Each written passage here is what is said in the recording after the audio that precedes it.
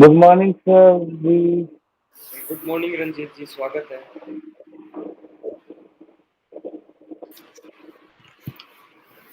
आइए शुरू करते हैं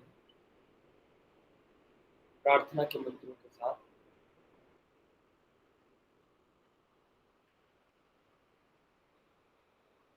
मन को शांत करेंगे,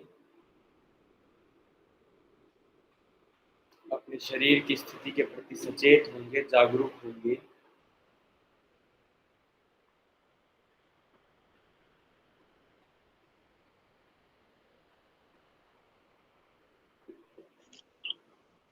अपनी आती जाती सांसों को महसूस करें। भीतर आती हुई श्वास के साथ एक ऊर्जा को भीतर आते हुए महसूस करें, ऊर्जा को बढ़ते हुए महसूस करें। और बाहर जाती हुई श्वास के साथ अपने आंतरिक तनाव, जकड़न, नकारात्मकताओं को बाहर जाके स्वयं को हल्का होते हुए महसूस करें।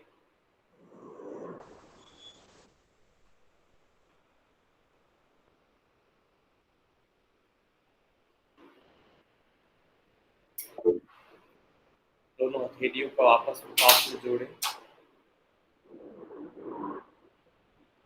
3 बार लंबा ओंकार का उच्चारण भावपूर्वक और 1 बार मंत्र का उच्चारण करेंगे।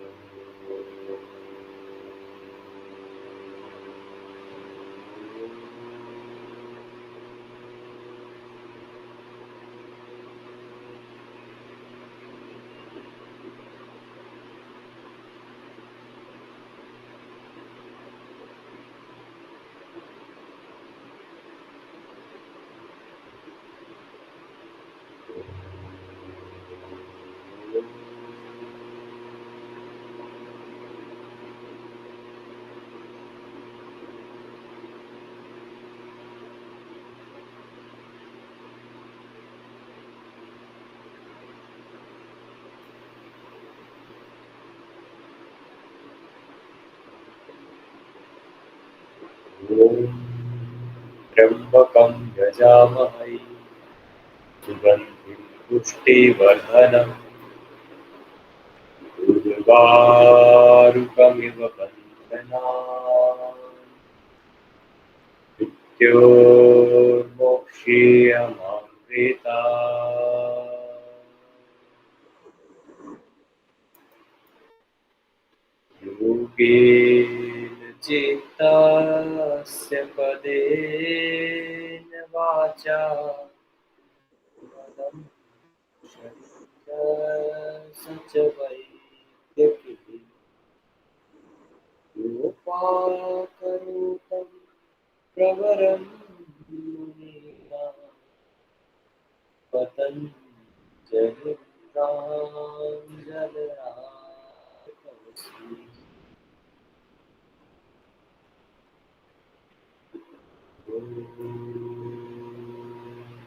शांति शांति शांति।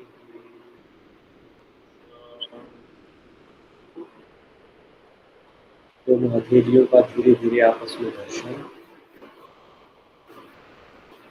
घर्षण से उत्पन्न ऊर्जा को, ऊष्मा को अपने चेहरे पर हस्तांतरित करेंगे, आंखों पर लगाएंगे।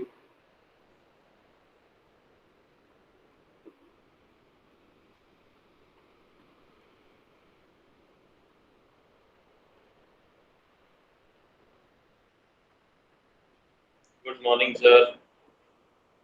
Good morning.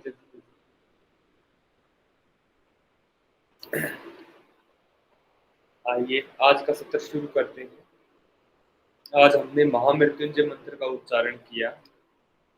ओम त्र्यंबकम, ये तीनों लोकों के स्वामी, यजामहे, हम तेरा यजन करते हैं, तेरी उपासना करते हैं, तेरा पूजन करते हैं।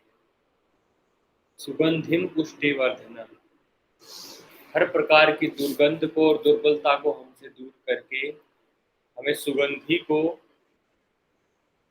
और पुष्टि को, पौष्टिकता को प्राप्त कराइए। पुष्टिवर्धनम, हमारी सुगंधि की और पुष्टि की वृद्धि को प्राप्त कराइए, इसमें वृद्धि कराइए। पूर्वारूपम एव, पूर्वारूपम यानी जैसे खरबूजा, ककड़ी आदि जो बेल पे लगने वाले फल होते हैं, ये पूर्वारूपम एव, जैसे खरबूजा पूर्ण रूप से पककर तैयार होकर अपनी बेल को स्वतः छोड़ देता है, अपने आप छोड़ देता है, ऐसे ही परमेश्वर हमें भी ज्ञान से बिल्कुल मैच्योर करके, ज्ञान से परिपक्व करके, पकाकर, अनुभवों से पकाकर हम भी ऐसे हो जाएं कि मृत्यु के भय से हम बिल्कुल दूर हो जाएं, अभय हो जाएं, निर्भय हो जाएं।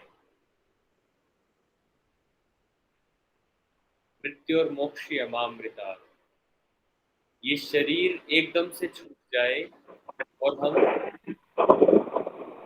मोक्ष रूपी आनंद को प्राप्त करें। तो आइए इनसे बड़े भावों के साथ आज के सत्र को शुरू करेंगे। आज हम कुछ प्रारंभ प्राणायाम से करेंगे। आज हम प्राणायाम के कुछ अभ्यास जोड़ेंगे और सूक्ष्म व्यायामों में जो अब तक हमने किया है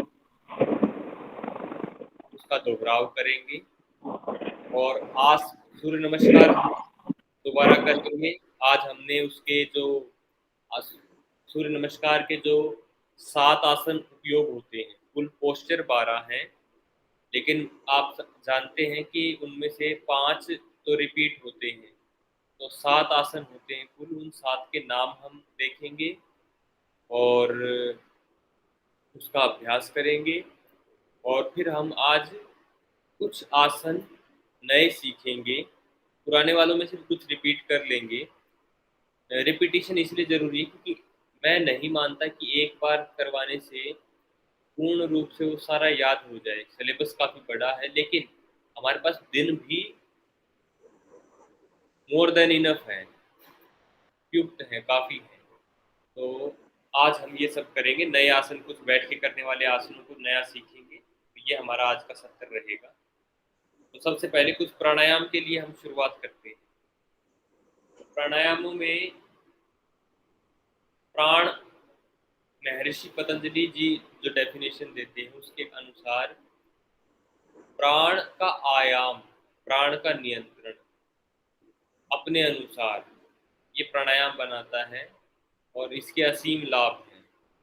तो प्राणायामों में बहुत सारे प्राणायाम हैं हमारे सिलेबस में भी, तो उसमें से हम आज लेते हैं। आज हम शीतली शीतकारी कर लेंगे। आज हम भ्रामरी प्राणायाम सीख लेंगे। आज हम पूरक, रेचक और कुंभक का भी अभ्यास करेंगे। क्या होते हैं ये? सबसे पहले थोड़ी सी थ्योरेटिकल चीजों से चलते हैं। पूरक, पूरक का अर्थ होता है सांस को भीतर भरना, इनहेलेशन, इंस्पायरेशन, ब्रीद इन, ये होता है पूरक, भीतर भरना। इस प्रक्रिया को कहते हैं पूरक। देखिए ये मैंने क्या किया, पूरक, पूरक बोलते हैं। भरकर छोड़ दिया, ये है रेचक। इस प्रक्रिया को बोलते हैं रेचक। और अंदर सांस को रोक कर रखना, ये होता है कुंभक। कुंभक, कुंभक फिर 2 प्रकार का होता है। पूरक और रेचक तो एक ही प्रकार का है, भरना पूरक, निकालना रेचक। लेकिन कुंभक के 2 प्रकार हैं। कौन से? एक तो सांस को भीतर भर के रोकना, कई प्राणायाम आदि में हम ये इसका अभ्यास करते हैं। भीतर भर लिया और भीतर रोक लिया, ये होता है अंतः कुंभक। अंतः कुंभक, अंदर रोक लिया। और कुछ में पूरा बाहर खाली कर दिया और बाहर खाली करके रोक कर रखा है, यानी कुछ देर सांस नहीं लेना, बाहर खाली किया और रोक कर रखा, ये होता है बाह्य कुंभक। तो 4 चीजें हुई, बल्कि 3 हुई, पूरक, रेचक और कुंभक। कुंभक के आगे 2 प्रकार हो गए, भीतर रोकना और बाहर रोकना। आइए अब हम इन तीनों के कुछ अभ्यास करेंगे। तीनों के अपने अपने लाभ हैं और ये तीनों बेस बनाते हैं आगे जो कठिन प्राणायाम आते हैं उनके लिए। कठिन प्राणायामों के लिए बेस तैयार करते हैं। आइए शुरू करते हैं। पहला प्राणायाम पूरक। धीरे धीरे सांस को भरेंगे।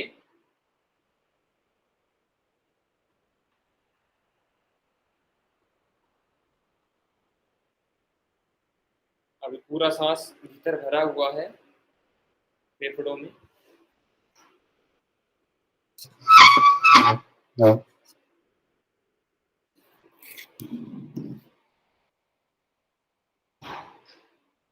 धीरे धीरे बाहर निकाल दिया। अब ये तो बहुत सिंपल सी क्रिया हुई। इसमें हम क्या कम या ज्यादा कर सकते हैं, इसमें हम क्या सीख सकते हैं, क्या इम्प्रूव कर सकते हैं?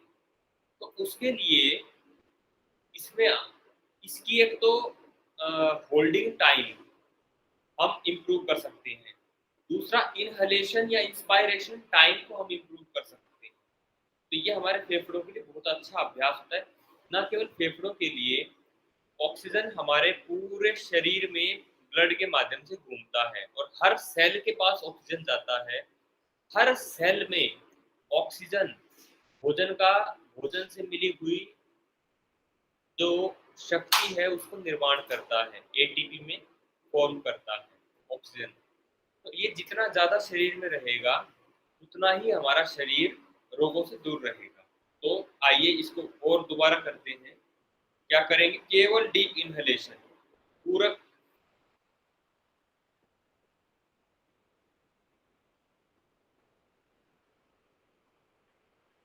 अब अंदर भर लिया है तो इसे 10 सेकंड 12 सेकंड के लिए रोक कर रखें।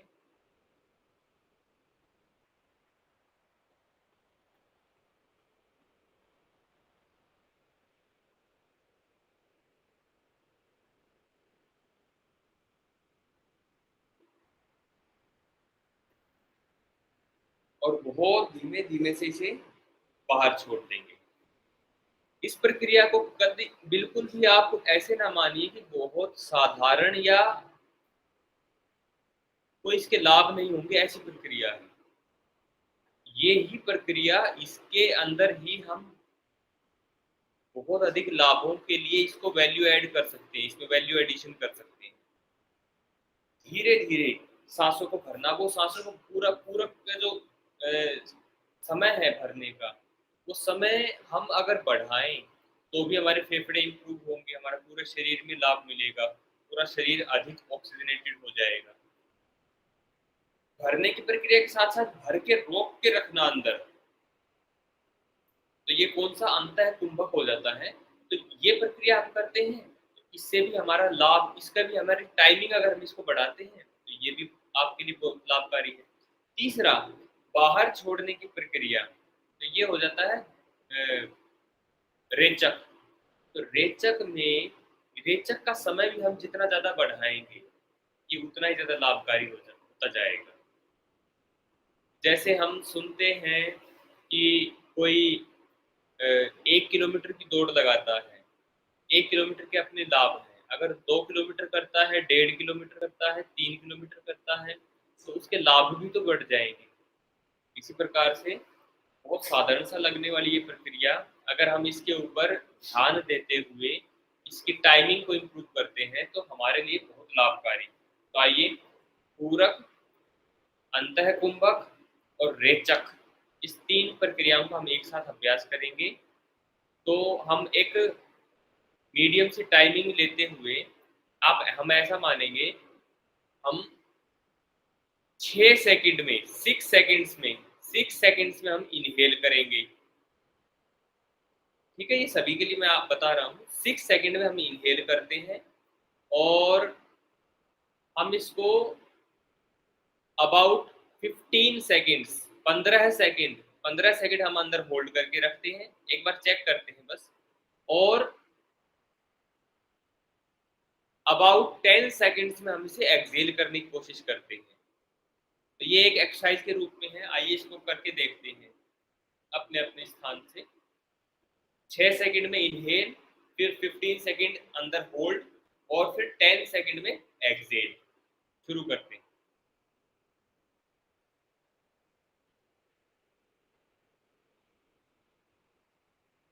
Hold,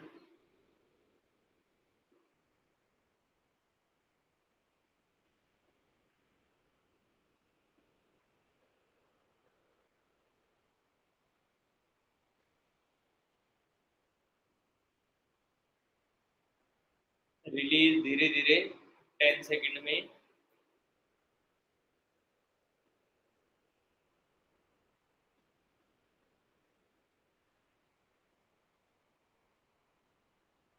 and relax. कितना साधारण सी थी, लेकिन प्राणायाम दिखता ही साधारण है, लेकिन इसके लेवल्स को कितना भी ऊंचा हम बढ़ा सकते हैं। अब ये हमने 6, 15 और 10 किया था। क्यों ऐसे ही क्यों किया? हम 15 सेकंड में ले भी सकते थे, हम 6 सेकंड रोक सकते थे और 10 सेकंड में बाहर ऐसे भी कर सकते थे। तो सांसों को लेने का एक अनुपात, एक रेशियो बनाया गया है। तो ये किस प्रकार का रेशियो है? जितनी देर में आप सांस ले रहे हैं, इस चीज को, इस पॉइंट को आप ध्यान से सुनिएगा, समझिएगा।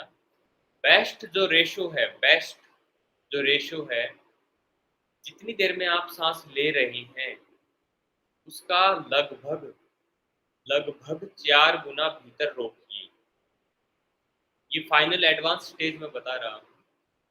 उसका 4 गुना भीतर रोकिए और जितनी देर में आपने भरा था उसका 2 गुना, यानी जितनी देर आपने रोका है उसका आधा, उतनी देर में सांस को बाहर निकालें। ये बेस्ट है। हालांकि इसके अलावा भी हम अपने अनुसार इसमें फेरबदल कर सकते हैं। जितनी देर में लिया उतनी देर रोका, उतनी देर में छोड़ दिया, या जितनी देर में लिया उसके 2 गुने समय में अंदर होल्ड किया और उसके 2 गुने समय में रोक दिया। तो ये हमारे ऊपर डिपेंड करता है। तो आइए इसको थोड़ा सा हम और 2-3 अभ्यास इसके और करते हैं। मैं महेंद्र जी से रिक्वेस्ट करूंगा, आप भी अपनी वीडियो ऑन कर सकें तो अच्छा रहेगा। और मिशेल रानी जी जुड़े हैं, उनका हार्दिक स्वागत है। आप भी अगर वीडियो ऑन कर सके तो बहुत अच्छा रहेगा। मैं अब इसका आपको टाइमिंग के साथ अभ्यास करवाता हूँ।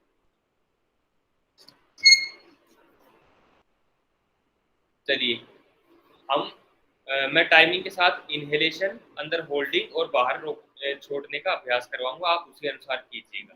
हम 6 सेकंड में अंदर भरेंगे। शुरू कर रहे हैं। Start. Inhale 1 2 3 4 5 6। Hold, hold 18 seconds के लिए। 17 16 15 14 13 12 11 10 9 8 7 6 5 4 3 2 1। धीरे धीरे रिलीज। 10 सेकंड्स। 10 9 8 7 6 5 4 3 2 1। रिलैक्स। फिर इनहेल कर लीजिए अपना। तो ये एक राउंड मैंने करवाया। इस राउंड से हमें अपने लंग्स की कैपेसिटी का अंदाजा लगता है, बहुत ज़रूरी है।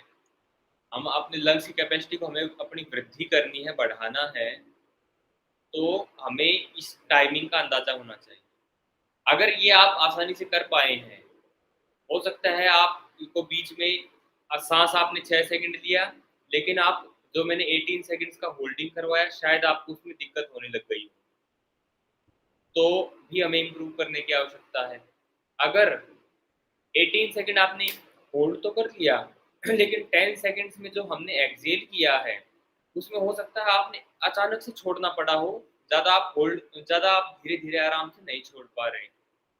वो भी इम्प्रूवमेंट चाहता है। तो इस प्रकार से अगर आप ये आसानी से कर पाए पूरा, तो भी इसमें इम्प्रूवमेंट की संभावना भरपूर है। तो इम्प्रूवमेंट करना क्यों है?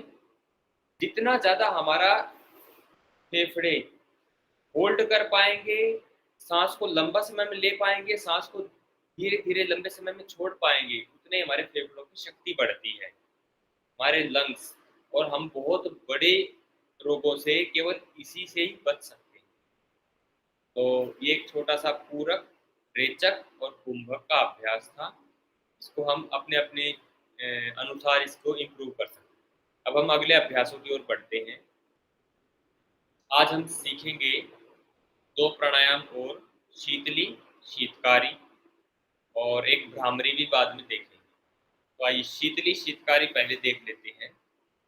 शीतली और शीतकारी, इनका जैसे नाम से ही पता चलता है, ये ठंडक प्रदान करने वाले अभ्यास हैं और गर्मी के मौसम में अथवा जिनको गर्मी अधिक महसूस होती है और जिनको पसीना ज़्यादा आता है और जिनको क्रोध ज़्यादा आता है, गुस्सा ज़्यादा आता है, वे, और जिनको पित्त की समस्या अधिक रहती है, हाइपर एसिडिटी रहती है, पेट में जलन बहुत रहती है, बवासीर, पाइल्स वगैरह की समस्या है, अल्सरेटिव कोलाइटिस की समस्या है, जिनको ये सब समस्याएँ हैं, यानी पित्त, जलन, पित्त संबंधित जो समस्याएँ हैं, वो सब समस्याओं में ये दोनों प्राणायाम बहुत अच्छे हैं, शीतली और शीतकारी, और बड़े सरल हैं, किसी भी समय किए जा सकते हैं। तो कैसे करना है? प्रक्रिया क्या है? सावधानी, अगर मैं जैसे मैंने इसके लाभ बताए, प्रक्रिया भी अभी बताऊँगा, तो सावधानी बस इतनी है, सर्दी के समय करने से बचें, और जिनको कफ़ ज़्यादा रहता है, वो इसे करना चाहें या सर्दी में करना चाहें तो दोपहर के समय करें। बाकी इसमें और कोई सावधानी नहीं है, सरल सा अभ्यास है। कैसे रहेगा? पहले शीतली देखते हैं। शीतली के लिए हम अपनी जीभ को बाहर निकालते हैं, जीभ को दोनों दिशाओं से, दोनों तरफ से थोड़ा-थोड़ा सा मोड़ते हैं, पाइप नुमा स्ट्रक्चर बनाते हैं। आधा कटा हुआ पाइप नुमा स्ट्रक्चर बनेगा, और ये जो बनेगा, इसके ऊपर से साँस को भीतर हमें भरना है, ग्रहण करना। तो ये तो सिंपल इतनी सी प्रक्रिया है, इसके बाद भी इसको और हम इम्प्रूव कर सकते हैं। कैसे, मैं वो भी बताऊँगा। तो पहले इतना अभ्यास हम करेंगे, जीभ को बाहर निकालेंगे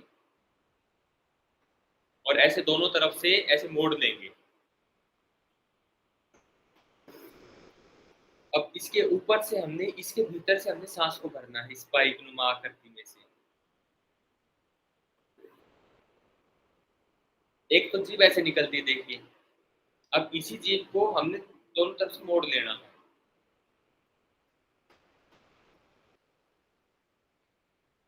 भरा और छोड़ दिया, तुरंत भरा, तुरंत छोड़ दिया। अभी इसी प्राणायाम को, देखो कितना सिंपल सा था, हम इसको 4-5 बार आराम से कर सकते हैं। कभी दोपहर के समय गर्मी ज़्यादा लग रही हो तो उस समय तुरंत भी कर सकते हैं। सुबह तो कर ही सकते हैं, दोपहर के समय भी कर सकते हैं। अब मैं इसमें इसको इम्प्रूव करने के तरीके बताता हूँ। इसी की क्वालिटी को और कैसे बढ़ाया जाए। अभी हमने क्या किया, मैंने 4 से 5 सेकंड में भरा और तुरंत 2-3 सेकंड में छोड़ दिया।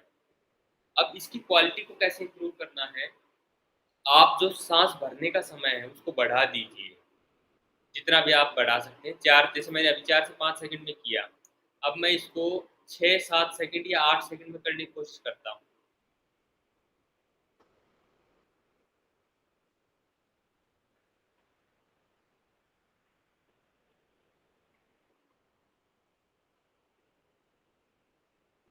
तो अब मैंने शायद 10-12 सेकंड या ऐसे कुछ कर लिया।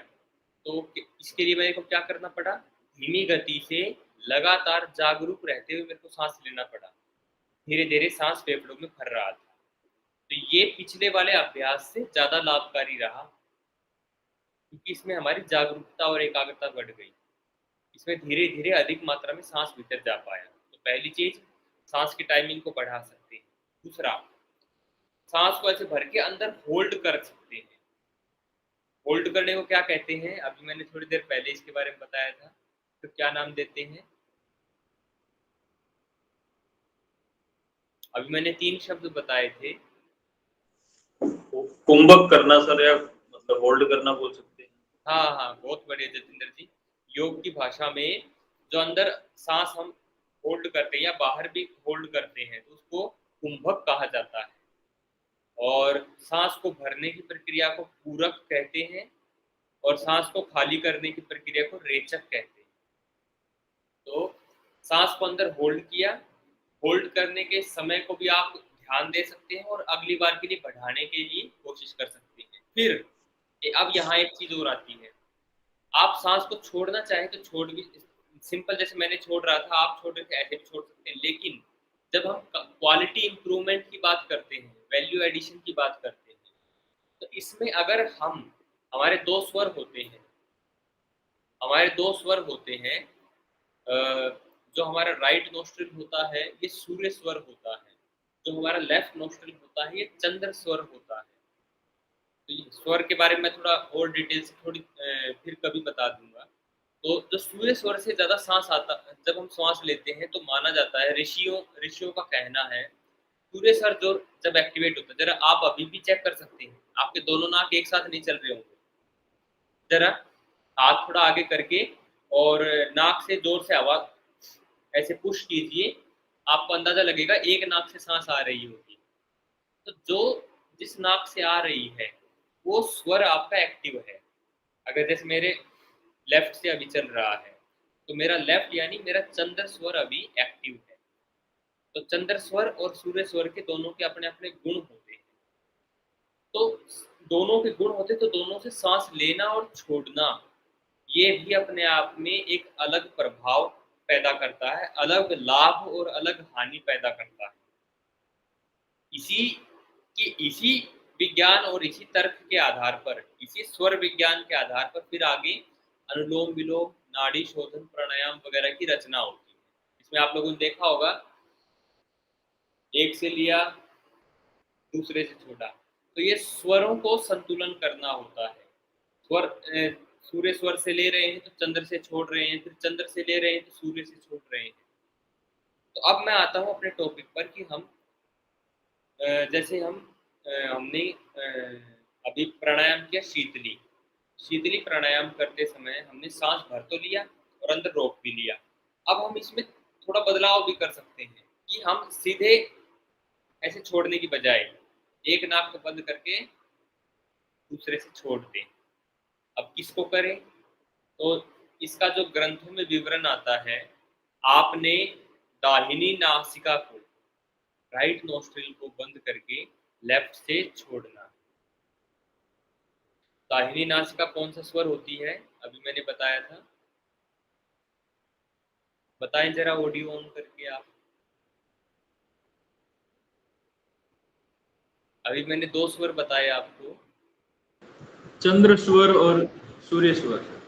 जी, जी महेंद्र, सही कहा। राइट नोस्ट्रिल कौन-सा स्वर होती है? 2 स्वर तो हैं ये। राइट को सूर्य, जी, सही है। राइट लेफ्ट नोस्ट्रिल, चंद्र स्वर। हाँ, राइट नोस्ट्रिल हमारा सूर्य स्वर है और लेफ्ट हमारा चंद्र स्वर है। तो चंद्र स लेफ्ट राइट को बंद करके यानी सूर्य स्वर को बंद करके लेफ्ट से छोड़ना, चंद्र स्वर से छोड़ना, ये इस प्राणायाम की गुणवत्ता को और बढ़ा देता है। तो अब मैं पूरा प्राणायाम एक बार आपको करके दिखाता हूँ। मैंने इसका पूरा विज्ञान बता दिया, मैंने इसकी पूरी प्रक्रिया बता दी। अब मैं आपको एक बार डेमो करता हूँ, फिर 2 से 3 बार का अभ्यास आप सबने करना है। देखिए।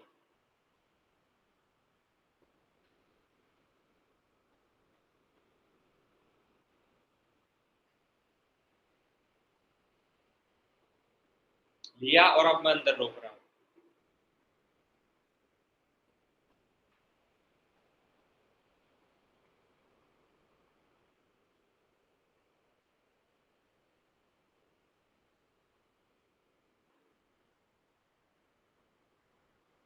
सूर्य स्वर को बंद कर रहा हूँ।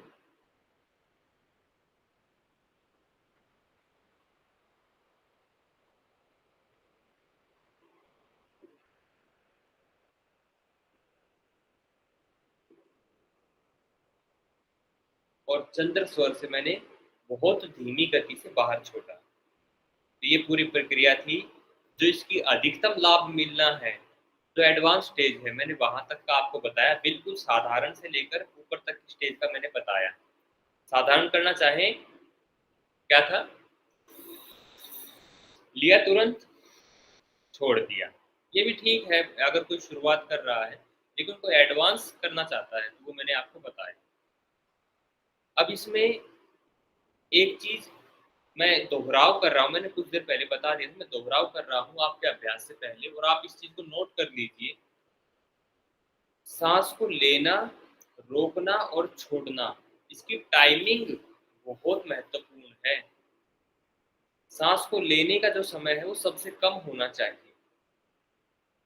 फिर सांस को अंदर रोकने का समय उसका 2 गुना, 3 गुना, 4 गुना तक हम कर सकते हैं, या और भी ज्यादा बढ़ा सकते हैं। और सांस को छोड़ने का जो समय है वो सांस को लेने के समय से 2 गुना तक होना चाहिए, या उससे ज्यादा भी हो सकता है।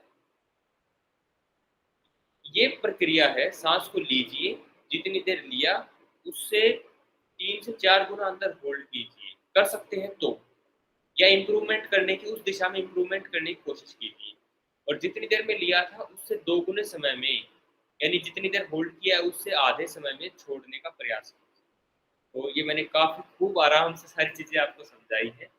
अब आप इसका अभ्यास 2 से 3 बार करके देखिए, और मुझे अपनी टाइमिंग नोट करके बताइएगा कितनी-कितनी देर आपको लगी। शुरू कीजिए। शीतली प्राणायाम लेना, रोकना और छोड़ना। टाइमिंग के प्रति ज़रूर सचेत रहिएगा।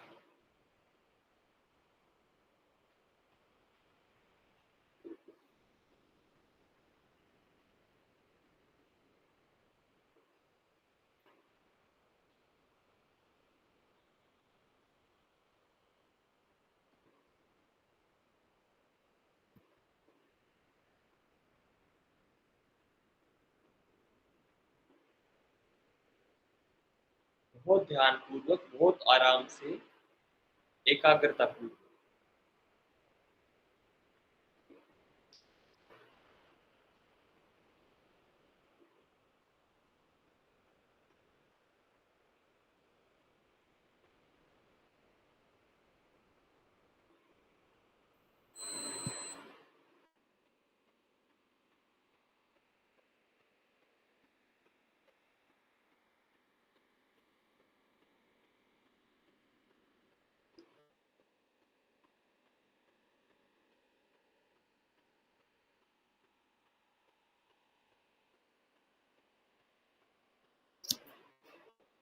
विशल जी, आप नहीं कर रहे हैं शायद?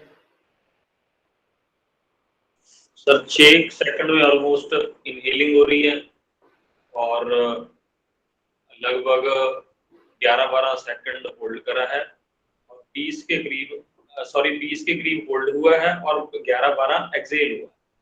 बहुत अच्छा है, बहुत ही बढ़िया।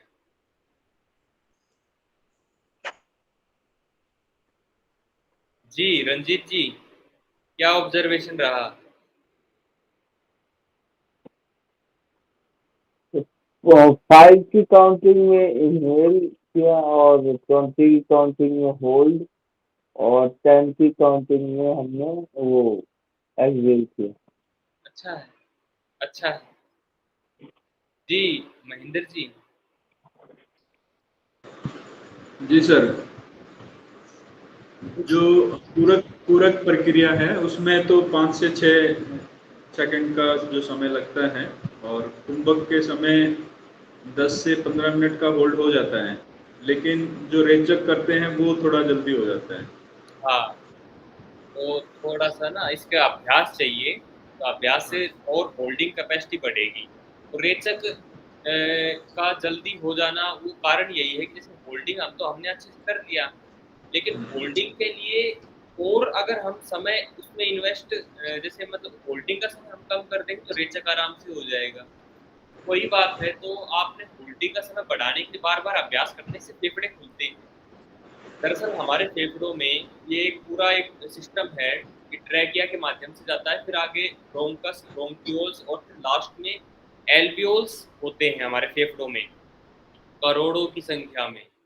लगभग 7 करोड़ के आसपास एल्वियोल्स होते हैं। एल्वियोल्स आप ऐसे मानिए, जो हम अंगूर अंगूर का गुच्छा देखते हैं, तो अंगूर की डाली से जो डाली होती है, डाली से अंगूर लगे हुए होते हैं, डाली से छोटी-छोटी डालियाँ निकलती हैं, फिर उस पे अंगूर लटके हुए होते हैं। ऐसे हमारे फेफड़ों में एल्वियोल्स होते हैं, जो अंगूर के जैसे गुब्बारे के जैसे स्ट्रक्चर होते हैं। जब हम साँस भरते हैं तो एल्वियोल्स फूलते हैं, वो एक्सपैंड होते हैं, और जब हम साँस छोड़ते हैं तो वो कंप्रेस होते हैं। जब व्यक्ति की आदत बन जाती है छोटे-छोटे साँस लेना, छोटे-छोटे साँस लेना, तो जो परमात्मा ने आपको कैपेसिटी दी है, वो पूरी कैपेसिटी का हम उपयोग नहीं कर पाते, और जो शरीर का हिस्सा इनएक्टिव रह जाता है, जो एल्वियोल्स इनएक्टिव रह जाते हैं, वो फिर धीरे-धीरे अपनी अवस्था को छोड़ते जाते हैं, कमज़ोर होते जाते हैं। ये कुछ-कुछ ऐसा ही है। आप एक व्यक्ति अगर हाथों का इस्तेमाल ज़्यादा करेगा, ज़्यादा मज़बूती से करेगा, तो उसके हाथ मज़बूत होते जाएँगे। लेकिन जो अपने हाथों का इस्तेमाल नहीं करेगा या कम करेगा, बहुत सॉफ्ट कामों में करेगा, तो उसके हाथ कमज़ोर होते जाएँगे। एल्वियोल्स का अगर हम फुल्ली अपनी कैपेसिटी के अनुसार प्रयोग नहीं करेंगे, तो ये भी निष्क्रिय होते जाते हैं। इनकी शक्ति क्षीण होती जाती है। तो क्या उपाय है? जागरूकता पूर्वक पूरे दिन में अथवा प्राणायाम करते समय सुबह लंबे सांस भरिए, अपनी कैपेसिटी को बढ़ाइए। जो एल्वियोल्स हमारे कमज़ोर हो गए हैं, उनको जागृत कीजिए और अपनी शक्ति को धीरे-धीरे अपना उनको बढ़ाते जाइए। तो ये बार-बार अपना टारगेट सेट कीजिए, अपना टाइमिंग नोट कीजिए। आप देखेंगे हर 3-4 दिन में थोड़ा-थोड़ा इम्प्रूवमेंट आ रहा है। ना सिर्फ साँसों में इम्प्रूवमेंट आएगा, मैं अपना अनुभव अगर इसमें जोड़ूँ, आपकी एकाग्रता में, जीवन के प्रति आपकी जागरूकता में भी बहुत अच्छा सकारात्मक परिवर्तन आएगा। तो इसे इसे ही माइंडफुलनेस भी बोलते हैं, आज की दुनिया में बड़ा प्रचलित है माइंडफुलनेस। तो ये थोड़ा मैंने इसके बारे में इसलिए मैंने पूरा इतना ज़ोर दिया इसके पूरे विषय पे, क्योंकि प्राणायाम की महिमा इससे जुड़ी हुई है। विशल जी, आपने आपका क्या ऑब्जर्वेशन रहा?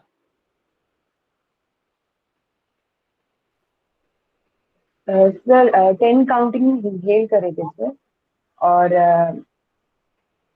20 काउंटिंग्स में ऐसे नॉर्मली होल्ड करके रखी थी। उसके बाद एक्सेल जो है नॉर्मली होगी। एक्सेल कितने होल्ड की? Excel 10 counting. ठीक है। अगर ऐसा है तो काफ़ी अच्छा है, आप 10 सेकंड में ले पा रहे हैं और 20 होल्ड कर पा रहे हैं, अच्छा था। लेकिन इम्प्रूवमेंट की कहीं कोई सीमा नहीं होती। मैं भी अब तक कर रहा हूँ, आप लोग भी लगे रहें, शरीर में बड़ा लाभ रहेगा। तो ओके। ठीक है, ये शीतली प्राणायाम था। अब हम शीतकारी की ओर बढ़ते हैं। शीतकारी भी लगभग इससे मिलता-जुलता अभ्यास है, और लाभ भी सेम है। सेम लाभ है, लगभग दोनों को आप भाई मानिए। बिल्कुल हर प्रकार से थोड़ी-सी प्रक्रिया का अंतर है, लेकिन सब लाभ सेम है। कैसे रहेगा? ऊपर और नीचे के हमारे जो दाँतों का जो सेट होता है, जबड़ा होता है, इनको आपस में टच करना है, हल्के से टच करना है। जीभ को, ये जो दाँतों का आपस में जुड़े हैं, जीभ को इस दाँत निचले जो दाँत हैं हमारे, इसके साथ टच करना है।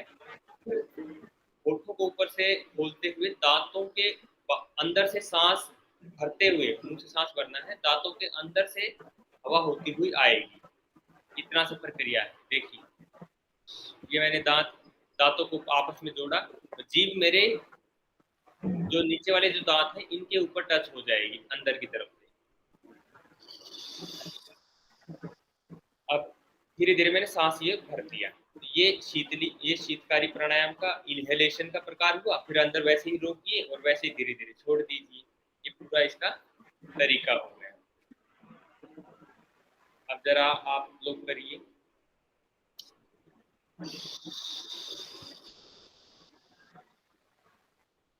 ये मैं जल्दी कर रहा हूँ, और अच्छा से करना चाहिए। हम सब चलिए मिलके 2-3 बार इसको अच्छे से करते हैं। धीरे से लेंगे, धीरे धीरे लेंगे, ज़्यादा देर अंदर होल्ड रखेंगे और धीरे से छोड़ेंगे।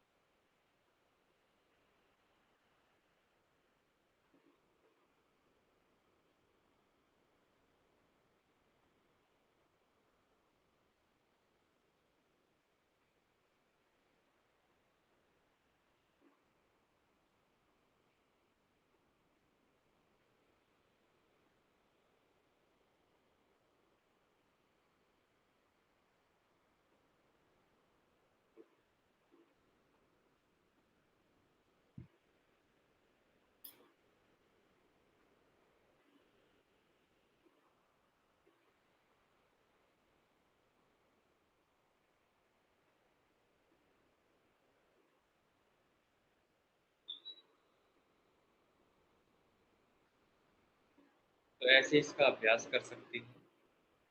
मैंने तो अभी जैसे किया तो 12 सेकंड शायद इनहेलेशन टाइम था और अंदाजे से 30 सेकंड ही होल्ड किया और 30 सेकंड ही छोड़ने में लगाया, और इससे ज़्यादा भी हो सकता था।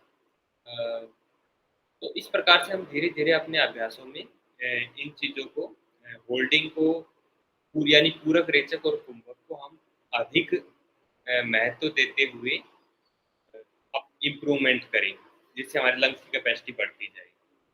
तो ये हमारा शीतली और शीतकारी 2 प्राणायाम हुए। अब हम एक प्राणायाम और है, हम इसको और सीख लेते हैं। सारे प्राणायाम बहुत साधारण हैं, बहुत प्रचलित हैं, बहुत पॉपुलर हैं और मुझे विश्वास है आप लोगों को आते भी होंगे। शायद हो सकता है आप लोगों को ऐसा लग रहा हो कि इतने साधारण अभ्यास करवाए जा रहे हैं, लेकिन इनका विज्ञान समझने की आवश्यकता और इनको गंभीरता देने की ज़्यादा आवश्यकता है। आते हैं जीवन में, हमें बहुत सारी चीज़ें आती हैं, पता होती है, लेकिन हम उनको अभ्यासों में नहीं लाते। तो आइए भ्रामरी प्राणायाम का अभ्यास और करेंगे।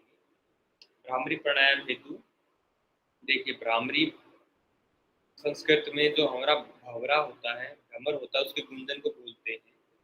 ये फर्स्ट फिंगर यहाँ आईब्रोज के ऊपर रहती है, फिर हमारी 3 उंगलियां आँखों पर इस प्रकार से रहती है, बिल्कुल हल्के से टच रहता है। तो एक ये प्रक्रिया है। दूसरा दूसरा जो आज के समय अलग-अलग संस्थानों में प्रचलित है, ये क्षणमुखी मुद्रा बनाते हैं। ये इस प्रकार से एक उंगली तो ऊपर टच तो रहती है, लेकिन दूसरी उंगली यहाँ नाक के पास में, और ये बाकी यहाँ दूर से खुली-खुली। एक उंगली ऊपर, जो मिडिल फिंगर है, जो हमारी इंडेक्स फिंगर है, तर्जनी है, वो यहाँ ऊपर, दूसरी मध्यमा मिडिल फिंगर आंखों पर हल्के हल्के से बिल्कुल, तीसरी यहाँ नाक के सिरों पर, और चौथी यहाँ गालों पर। इस प्रकार की ये क्षणमुखी मुद्रा होती है, और कानों के जो ये पुट्स होते हैं, इनको अंगूठे से हल्के से दबाकर अंदर बंद कर देते हैं। ये इसका पोस्चर है। अब करना क्या होता है, फिर से लंबा सांस आराम से लीजिए, बिना जल्दबाजी के, आराम से, और पूरा लेने के बाद बहुत आराम से ही अंदर गुंजन करना है। इस प्रकार की आवाज आती है, और ये पोस्चर और ये गुंजन साथ में मिलता है तो पूरे शरीर को अंदर से चेतना युक्त कर देता है। जो भी स्ट्रेस या बीपी के पेशेंट होते हैं, हाइपरटेंशन की समस्या होती है, इंसोम्निया होता है, नींद ना आने का, या हाइपर रिएक्टिव होते हैं। आजकल छोटे बच्चों में, महेंद्र जी तो इस चीज़ से परिचित होंगे, आजकल छोटे बच्चों में एडीएचडी एक समस्या है, attention deficit hyper activity disorder. जी अटेंशन सर। डेफिसिट यानी अटेंशन की कमी है, एकाग्रता नहीं है, और हाइपर एक्टिविटी है। तो ये समस्या बहुत बढ़ रही है, तो भ्रामरी प्राणायाम से लाभ मिलता है। तो आइए इसका अभ्यास करते हैं। आराम से लीजिएगा, 2 ही बार करेंगे, हम केवल 2 ही बार करेंगे। आराम से लीजिएगा और बहुत आराम से छोड़िएगा, कोई जल्दीबाजी नहीं। शुरू करते हैं।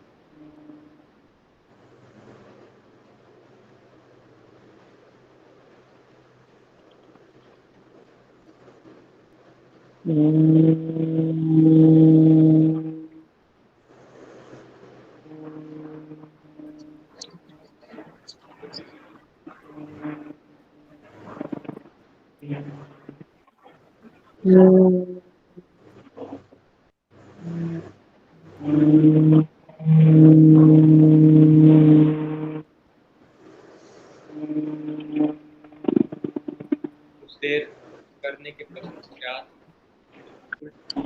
शांत स्थिति में आंखों को बंद ही रखने का प्रयास करें।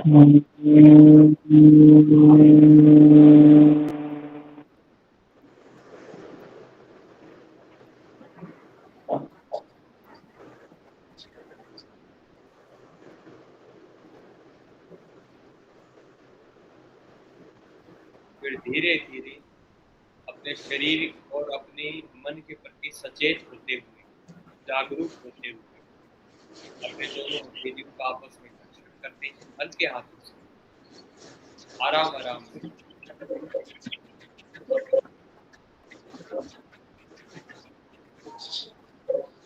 और आंखों पर गालों पर रखते हैं।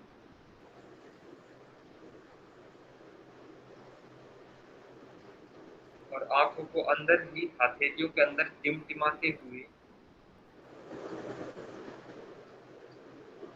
धीरे धीरे खोल लेते हैं, आंखों को हटा लेते हैं। ये मैंने केवल 2 ही बार करवाया। हम यहाँ पे सीख रहे हैं, हम रेगुलर वाला अभ्यास नहीं कर रहे। रेगुलर अभ्यास के लिए आप अपना बाद में आप इसको कर सकते हैं, लेकिन सीखने में कोई कमी ना रह जाए, इसलिए हम सीखने पे अधिक समय दे रहे हैं। ये भ्रामरी प्राणायाम है, इसके लाभ मैंने बता दिए। सावधानी में कोई सावधानी की आवश्यकता नहीं है, कोई भी सावधानी की आवश्यकता नहीं है। किसी भी प्रकार का पेशेंट, कोई भी पेशेंट, सब इसको कर सकते हैं, चाहे वात, चाहे कफ, चाहे पित्त। अगर कुछ भी कुपित हुआ है, किसी प्रकार का रोग है, शारीरिक अथवा मानसिक, सभी इसको कर सकते हैं। खूब अच्छा इसमें फायदा हो। तो ये आज हमारा प्राणायाम का सत्र था और अब हम आगे बढ़ेंगे। तो मैं इसको एक बार नाम रिपीट कर देता हूँ। आज हमने किया पूरक, कुंभक, रेचक। कुंभक में 2 कुंभक होते हैं, घर के भीतर रोकना, खाली करके बाहर रोकना। इसके बाद हमने किए शीतली और शीतकारी। सावधानियां मैंने बताई थी, जिनको कफ समस्याएं हो और या अथवा सर्दी का मौसम चल रहा हो तो थोड़ा अवॉइड करने की कोशिश करें। और बाकी पित्त के लिए तो अमृत है। जी मिशेल जी।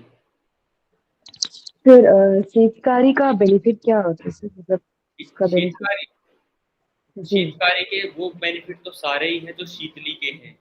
यानी शरीर में जो पित्त बढ़ा हुआ होता है, हाइपर एसिडिटी की समस्या होती है, पेट में जलन लगती है या पसीना ज़्यादा आता है, गर्मी बहुत ज़्यादा लगती है, इन सब में तो लाभ करता ही करता है।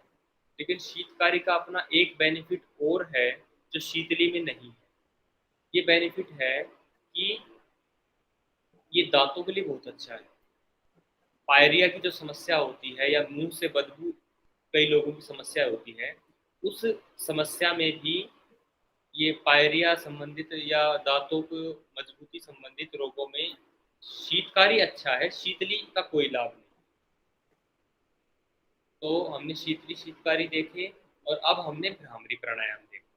भ्रामरी प्राणायाम को अगर आप रात को सोते समय करेंगे, रात को सोते समय अगर आप करते हैं तो आपकी नींद की गुणवत्ता बढ़ती है और पूरे दिन के जो स्ट्रेस वगैरह है उससे मुक्ति मिलती है। तो ये काफ़ी, हालांकि हमने किए 5-6 चीज़ें ही, छोटी छोटी चीज़ें की, लेकिन पूरा 1 घंटे का इसमें समय लगा। तो प्राणायाम का जो मैंने बीच का मुख्य विज्ञान था वो भी इसमें सम्मिलित किया। आइए अब थोड़ा सा शरीर को हम खोल लेते हैं और सूर्य नमस्कार और तदोपरांत हम अपने आज कुछ आसन नए सीखें।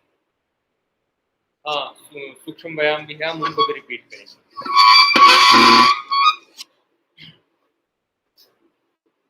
तो सबसे पहले सूक्ष्म व्यायामों को करने से पहले अगर आपको पोजीशन में पैरों, मैं तो तब से पद्मासन में बैठा था जब से शुरू किया था, मैंने वो खोला है।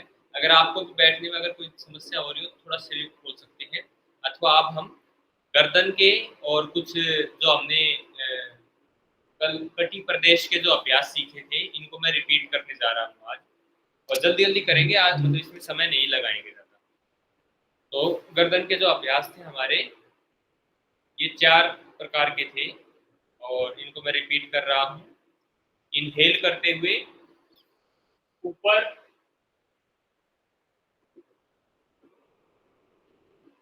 यहाँ पूरा स्ट्रेच फील करते हैं गले की जो सामने की मसल्स है इन पर, और एक्सेल करते हुए नीचे। ये रिलैक्स, ये पहला अभ्यास हुआ। देखिए मैं सब पूरी सावधानियां वगैरह नहीं बताऊंगा, केवल इतना बता देता हूँ जिनको सर्वाइकल स्पॉन्डिलाइटिस था और वर्टिगो की समस्या थी उनको गर्दन आगे नहीं झुकानी है, इतना सा मैं बता देता हूँ, याद दिला रहा हूँ, बल्कि बता तो पहले ही चुका। तो ये एक अभ्यास था। दूसरा अभ्यास साइड में था, एक्सेल करते हुए कान को कंधे की तरफ लेके जाते हैं, ये साइड के मसल्स पे खिंचाव। इनहेल करते हुए बीच में, फिर एक्सेल करते हुए ऑपोजिट साइड।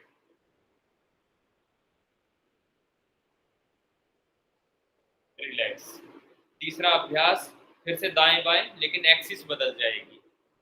इनहेल, एक्सेल करते हुए,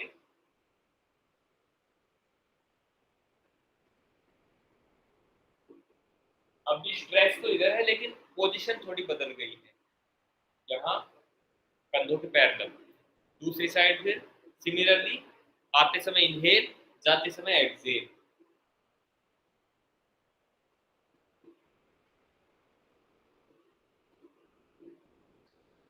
रिलैक्स।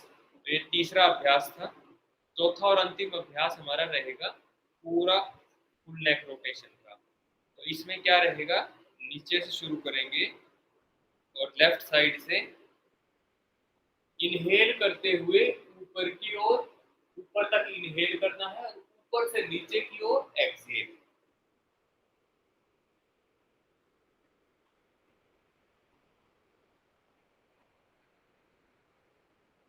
काउंटर जरूर कर लेंगे दूसरी दिशा से भी।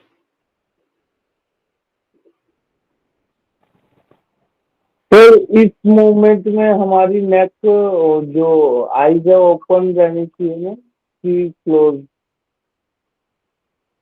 या आंखें खोल के रखने के लिए कह रहे हैं आप? हाँ, कि आंखें खोल के रखें कि बंद करके रखें, जो हम ये पूरा रोटेशन। इसमें समस्या नहीं है। वो जो नियम मैंने बताया था पीछे झुकने वाले अभ्यासों के लिए बताया था, इसमें आप आंखें खोल के रख सकते हैं, खोल के रख लीजिए, अच्छा रहेगा। बंद करने वाला खोलने वाला कोई ज्यादा नियम महत्व तो नहीं रखता। तो ये हमारे गर्दन के 4 अभ्यास थे। अब हमने कटी प्रदेश के कुछ अभ्यास किए थे और कंधों के अभ्यास किए थे, तो उसके लिए हम खड़े होते हैं।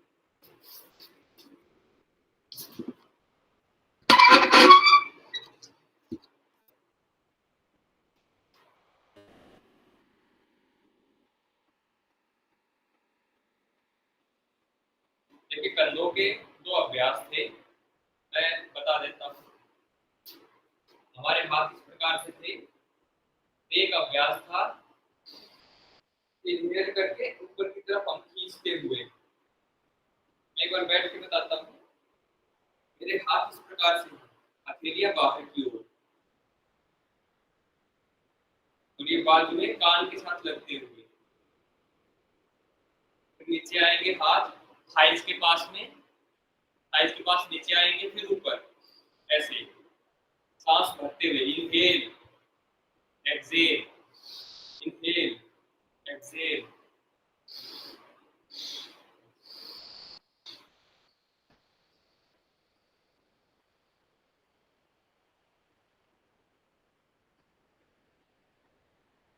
ये पहला अभ्यास था। और अगला अभ्यास, इसमें हाथों का रोटेशन होगा।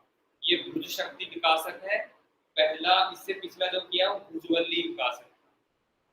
देखिए अगला कैसे रहेगा, पूरा बस रोटेशन करना है 5 टाइम्स बोथ साइड्स, 5 बार।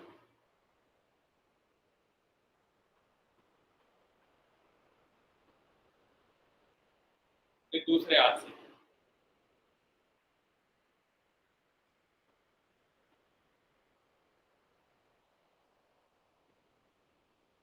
5 बार दूसरी तरफ से। एक बार क्लॉकवाइज होगा, एक बार एंटी क्लॉकवाइज होगा। यही है। फिर इसमें दोनों हाथों से एक साथ भी कर सकते हैं। कैसे? दोनों हाथों से एक साथ।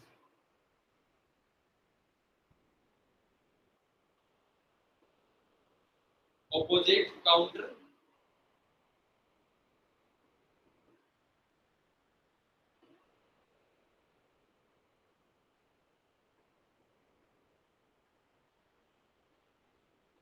तो ये तो सरल अभ्यास है, लेकिन जैसे महेंद्र जी विद्यालय में पढ़ाते हैं, प्रिंसिपल हैं, तो बच्चों के लिए महेंद्र जी मैं इसमें ऐड कर देता हूँ।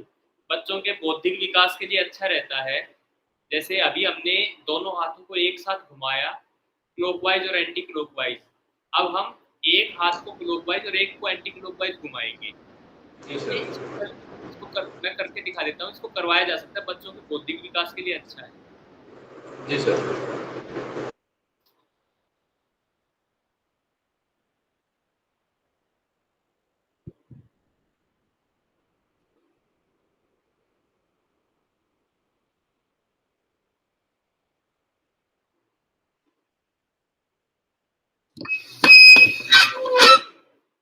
हाँ, तो ये रंजीत जी का काफी कुछ ठीक हो रहा है।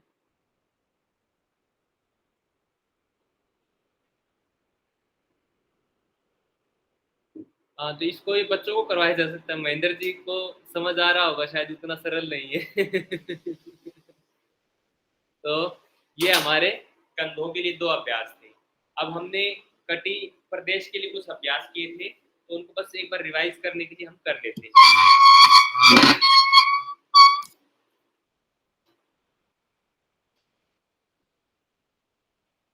पीछे हाथ बांधना है।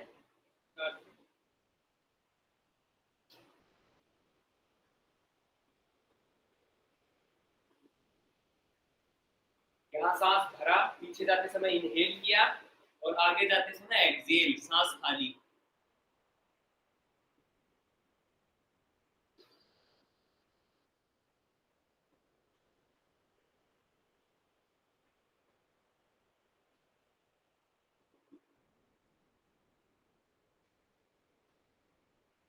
दूसरा अभ्यास के लिए पैरों में गैप कर देते हैं।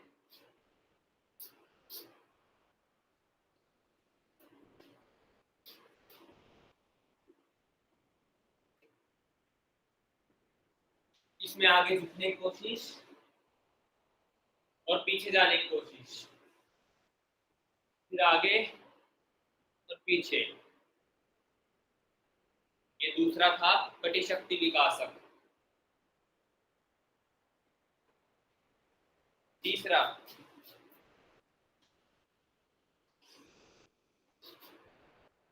अभ्यास था दोनों पैर साथ में रखते हुए, एक हाथ नीचे जाएगा, एक हाथ ऊपर की ओर।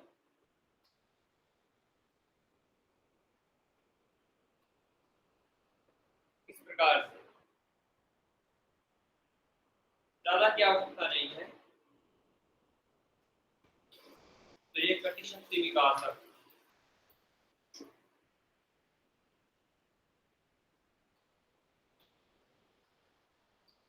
चौथा अभ्यास था दोनों हाथ सामने रखते हुए साइड से पीछे जाते हैं, सांस एक्सहेल करते हुए।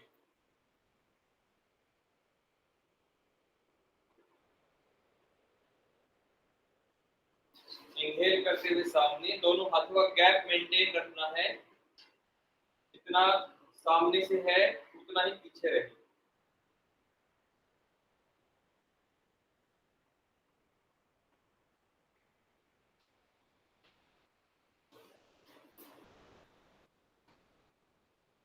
तो ये 4 थे, बच्चों 5 थे। तो ये आपके अभ्यास सूक्ष्म व्यायामों के जो हमने किए थे वो हमने रिवाइज कर लिए। अब हम सूर्य नमस्कार करेंगे और उसके पश्चात अपने कुछ आसनों का अभ्यास रहेगा। नए आसन आज हम करेंगे। तो सूर्य नमस्कार हम 2 दिन से सीख रहे हैं। आज हम उनके आसनों के नाम के साथ करेंगे। तो अगर आप पहले नोट करना चाहते हैं तो पहले नोट कर लीजिए, ताकि करते समय आप सारे याद नहीं रख पाएंगे और नोट फिर बाद में करते समय हो नहीं पाएगा आपसे। तो मेरा सुझाव है आप पहले नोट कर लीजिए। नोटबुक में मैं आसनों के नाम लिखवा देता हूँ और कल हम आसनों के प्रत्येक आसन के साथ एक मंत्र होता है, उस मंत्र का भी हम कल मंत्रों को भी जानेंगे। तो आइए पहला आसन का नाम लिख लीजिए सूर्य नमस्कार में, प्रणाम आसन। मैं इसमें ज्यादा समय नहीं लगाऊंगा, जल्दी से आप थोड़ा लिख लीजिएगा। प्रणाम आसन। दूसरा आसन हस्त उत्तान। हस्त यानी हाथ, उत्तान यानी ऊपर की ओर, हस्त उत्तान। तीसरा आसन पाद हस्तासन। पाद यानी पैर, हस्त यानी हाथ, तो जहां तीसरे आसन में पैरों के पास में हाथों को लेके जाते हैं। चौथा आसन अश्व संचालन।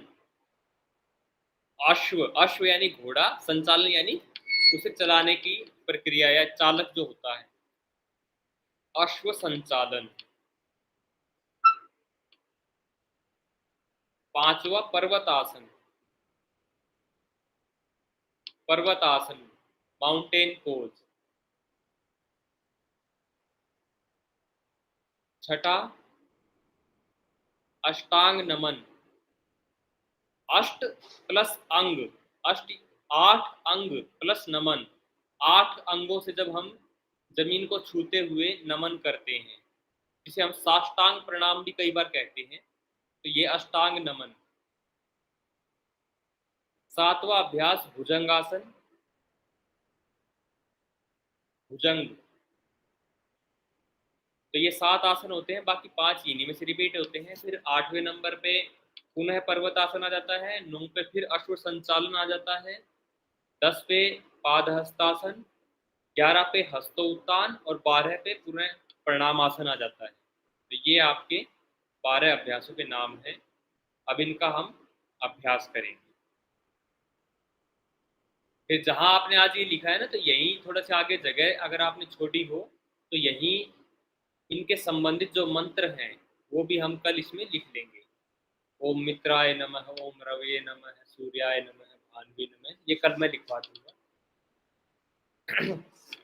अथवा मैं इसमें ना चैट बॉक्स में भी लिख के दे सकता हूँ। तो आइए शुरू करते हैं। जिनकी वीडियो ऑफ हो गई वीडियो ऑन कर लीजिए और सूर्य नमस्कार शुरू करते हैं काउंटिंग के साथ। सर मैं थोड़ा जानना चाह रहा था कि ये जो अभ्यास पुस्तिका मिली हुई है डे वाइज, तो ये लगातार हमें मेंटेन रखनी है और उसके बाद में सबमिट भी करनी है ये, या हमारे पास रहेगी ये? देखिए इसकी जानकारी तो शायद तेजपाल जी दे पाएंगे, लेकिन मुझे अंदाजे से लगता है हाँ आपको भेजनी पड़ेगी, शायद सबमिट करनी। ठीक। बाकी आदरणीय तेजपाल जी से एक बार बीच में पूछ लेंगे। जी। बाकी बहुत अच्छा है। अपनी लॉग बुक जो है, आप वर्क बुक है, इसको आप मेंटेन करते रहिए साथ साथ में, अथवा वर्कलोड लास्ट में ज़्यादा हो जाएगा। जी नीलेश भाई, अभिनंदन है पहले तो आपका, सभी विद्यार्थियों का भी अभिनंदन है। जी अभिनंदन। ये बहुत अच्छी बात पूछी है आदरणीय। ये जो वर्कबुक है, ये सभी विद्यार्थियों को पर डे के हिसाब से इसको मेंटेन करना है, और इसके बाद हम इसको ओरिजिनल आप अपने पास ही रखिए, इसकी पीडीएफ फॉर्म में आप आरसी चंडीगढ़ की ईमेल आईडी पे भेज देंगे, हम नीलेश जी को भेज देंगे, वो उसका इवेलुएट करेंगे इसको, ठीक है। तो ये करना जरूरी है, और खासतौर पे मिचल को मैं जरूर कहना चाहूंगा, पहले बात तो बेटा अभिनंदन है आपका। और अभी जितने भी दिन शेष हैं, आप उसमें प्रतिदिन आधार पे रहना। आप ये मत सोचना कि सिर्फ आज अटेंड कर लिया या 2-3 दिन कर लिया फिर आपकी प्रैक्टिकल पूर्ण हो जाएगा, ऐसा नहीं हो पाएगा बेटा, ठीक है। जो दिन छूट गए वो ओके कोई बात नहीं है, लेकिन जो आगामी दिन जितने भी बचे हुए हैं, आप उनको सभी को अटेंड करिए। आप कौन से रीजनल सेंटर से हैं? Sir, port Blair. Port Blair से। चलिए, जी। पर मैं पुनः आपका अभिनंदन भी करता हूँ। और ये विशेष रूप से जो मैंने निर्देश जारी किया है, इसको जरूर ध्यान रखना, क्योंकि अब आपके पास सुअवसर है कि आप मिनिमम दिन में भी अपने प्रैक्टिकल को अटेंड कर अपने कोर्स को पूरा कर सकते हैं। तो सभी विद्यार्थी अपनी वर्कबुक को मेंटेन करके, जैसे ये कोर्स खत्म, ये प्रैक्टिकल खत्म होगा, उसी दौरान आप इसको भेज देंगे। और फिर जो वाइवा है वो तो हम लास्ट दिन में ले ही लेंगे, और इसकी जो वर्कबुक होता है ये भी 10 नंबर की होती है, तो इसका इवेल्युएशन भी आपका होगा। नमस्कार। सर, आप वर्कबुक में। हाँ हाँ बोलो बोलो। जी सर, वर्कबुक में क्या क्या देना है सर? मतलब आप लोग क्वेश्चंस वगैरह देंगे क्या? बेटा उसमें देखो, आपके पास वर्कबुक आई नहीं है क्या? प्रैक्टिकल का सर? हाँ है, नहीं एक अलग से बुक होगी बेटा, जिसमें पेज होते हैं लिखने के लिए प्रत्येक दिन के। 12 दिन का देखो उसमें शेड्यूल बना हुआ है। एक पहले दिन ये आसन किए हैं, फिर उसका ये लाभ हुआ है, उसकी पिक्चर लगाने का है क्या ऐसी कुछ आपके पास? नहीं सर सर, मेरे पास वर्कबुक नहीं। है। नहीं है आपके पास? हाँ, नहीं है सर। आपने डिजिटल फॉर्म लिया था क्या, या हार्ड बुक मंगवाई थी आपने स्टडी मटेरियल? सर हाँ, डिजिटल मतलब पीडीएफ करे थे सर। हाँ, तो पीडीएफ में आप ई ज्ञान कोश से उसको डाउनलोड कर सकते हैं। अगर वहां से नहीं मिले तो कल आप मुझे बता दीजिएगा, तो मैं अपना नंबर भी लिख देता हूँ, और नीलेश जी भी आप अपना नंबर लिख देना। किसी भी चीज में अगर बच्चों को कोई दिक्कत आएगी तो वो हमारे से संपर्क कर सके, तो जी मैं सर। आपको कल डिजिटल फॉर्म में भेज दूंगा वापस, ठीक है। हाँ, ओके सर, ओके। ये मैंने अपना नंबर मेंशन कर दिया है। जी जी। किसी भी प्रकार की आपको कहीं भी व्यवधान उत्पन्न हो तो आप हमारे से संपर्क करिए, ओके सर। ठीक है बेटा। Thank you. Please continue Nilesh ji. ठीक, धन्यवाद धन्यवाद। ठीक है, तो हमारा आप सूर्य नमस्कार का अभ्यास पे हम रुके हुए थे। सूर्य नमस्कार का अभ्यास हम शुरू करते हैं। आपको पोस्टर के लिए तैयार हो जाए, कैमरे की सेटिंग थोड़ा उस हिसाब से कर दें।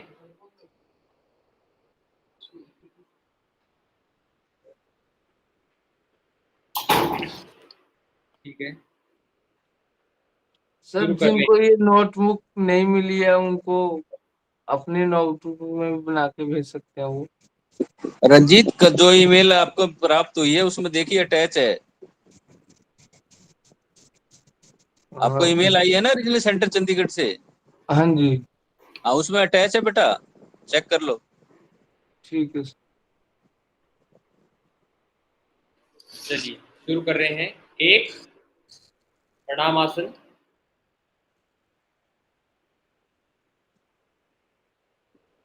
सूर्य नमस्कार के लिए तैयार हो जाएं। एक,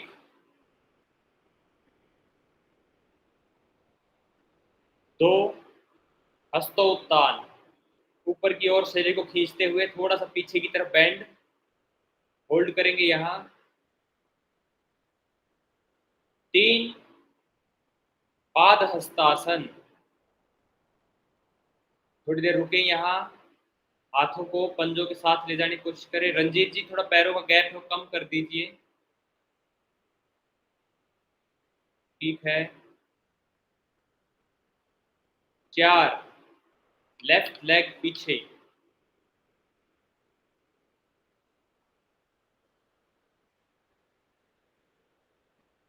नजर सामने रखने की कोशिश।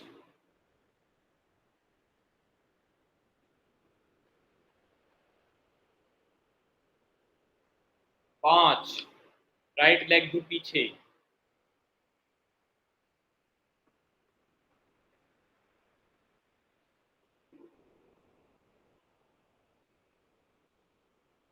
ये पर्वत आसन। 6, अष्टांग नमन। 8 अंग जमीन पर लगाएंगे, घुटने रखिए पहले, फिर पेट का ध्यान रखते हुए, पेट नहीं लगाना, फिर चेस्ट और चिन जमीन पे रखेंगे, हथेलियों पे थोड़ा जोर आने दीजिए, यहाँ होल्ड करें, हाथों की मजबूती के लिए अच्छा है।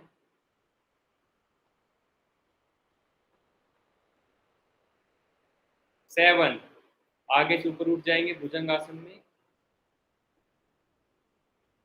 कंधों का ध्यान रखें, मैंने कंधों के बारे में जो बताया था।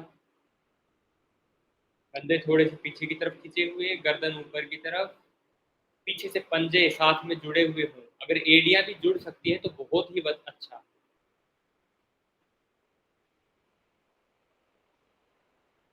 8, पुनः पर्वतासन, बीच में से उठते हुए, गर्दन अंदर मोड़ के पेट की ओर देखने का प्रयास करें।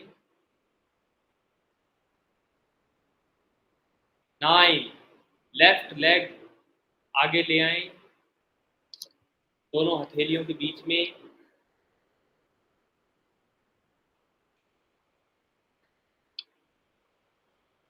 10, राइट लेग भी आगे ले आए।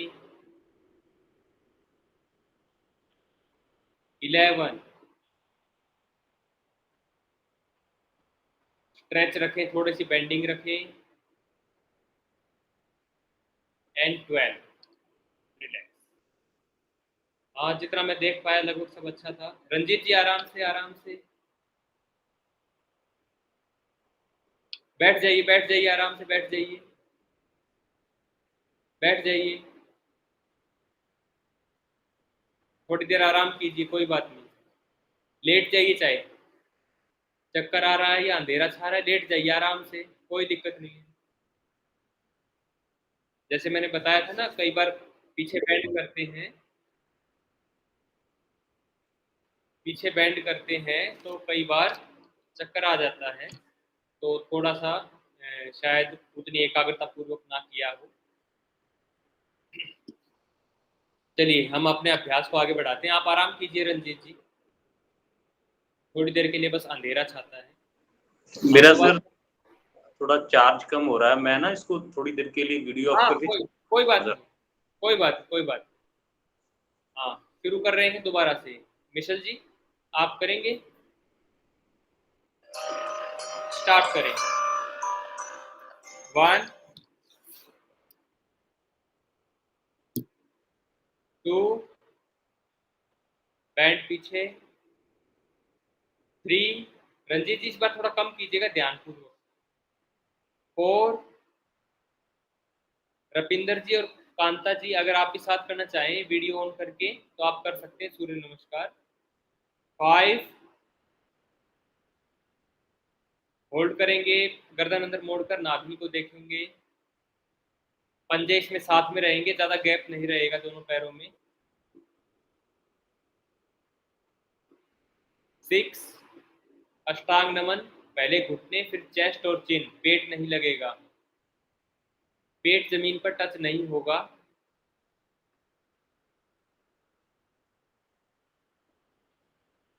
7, भुजंगासन, कोबरा पोज।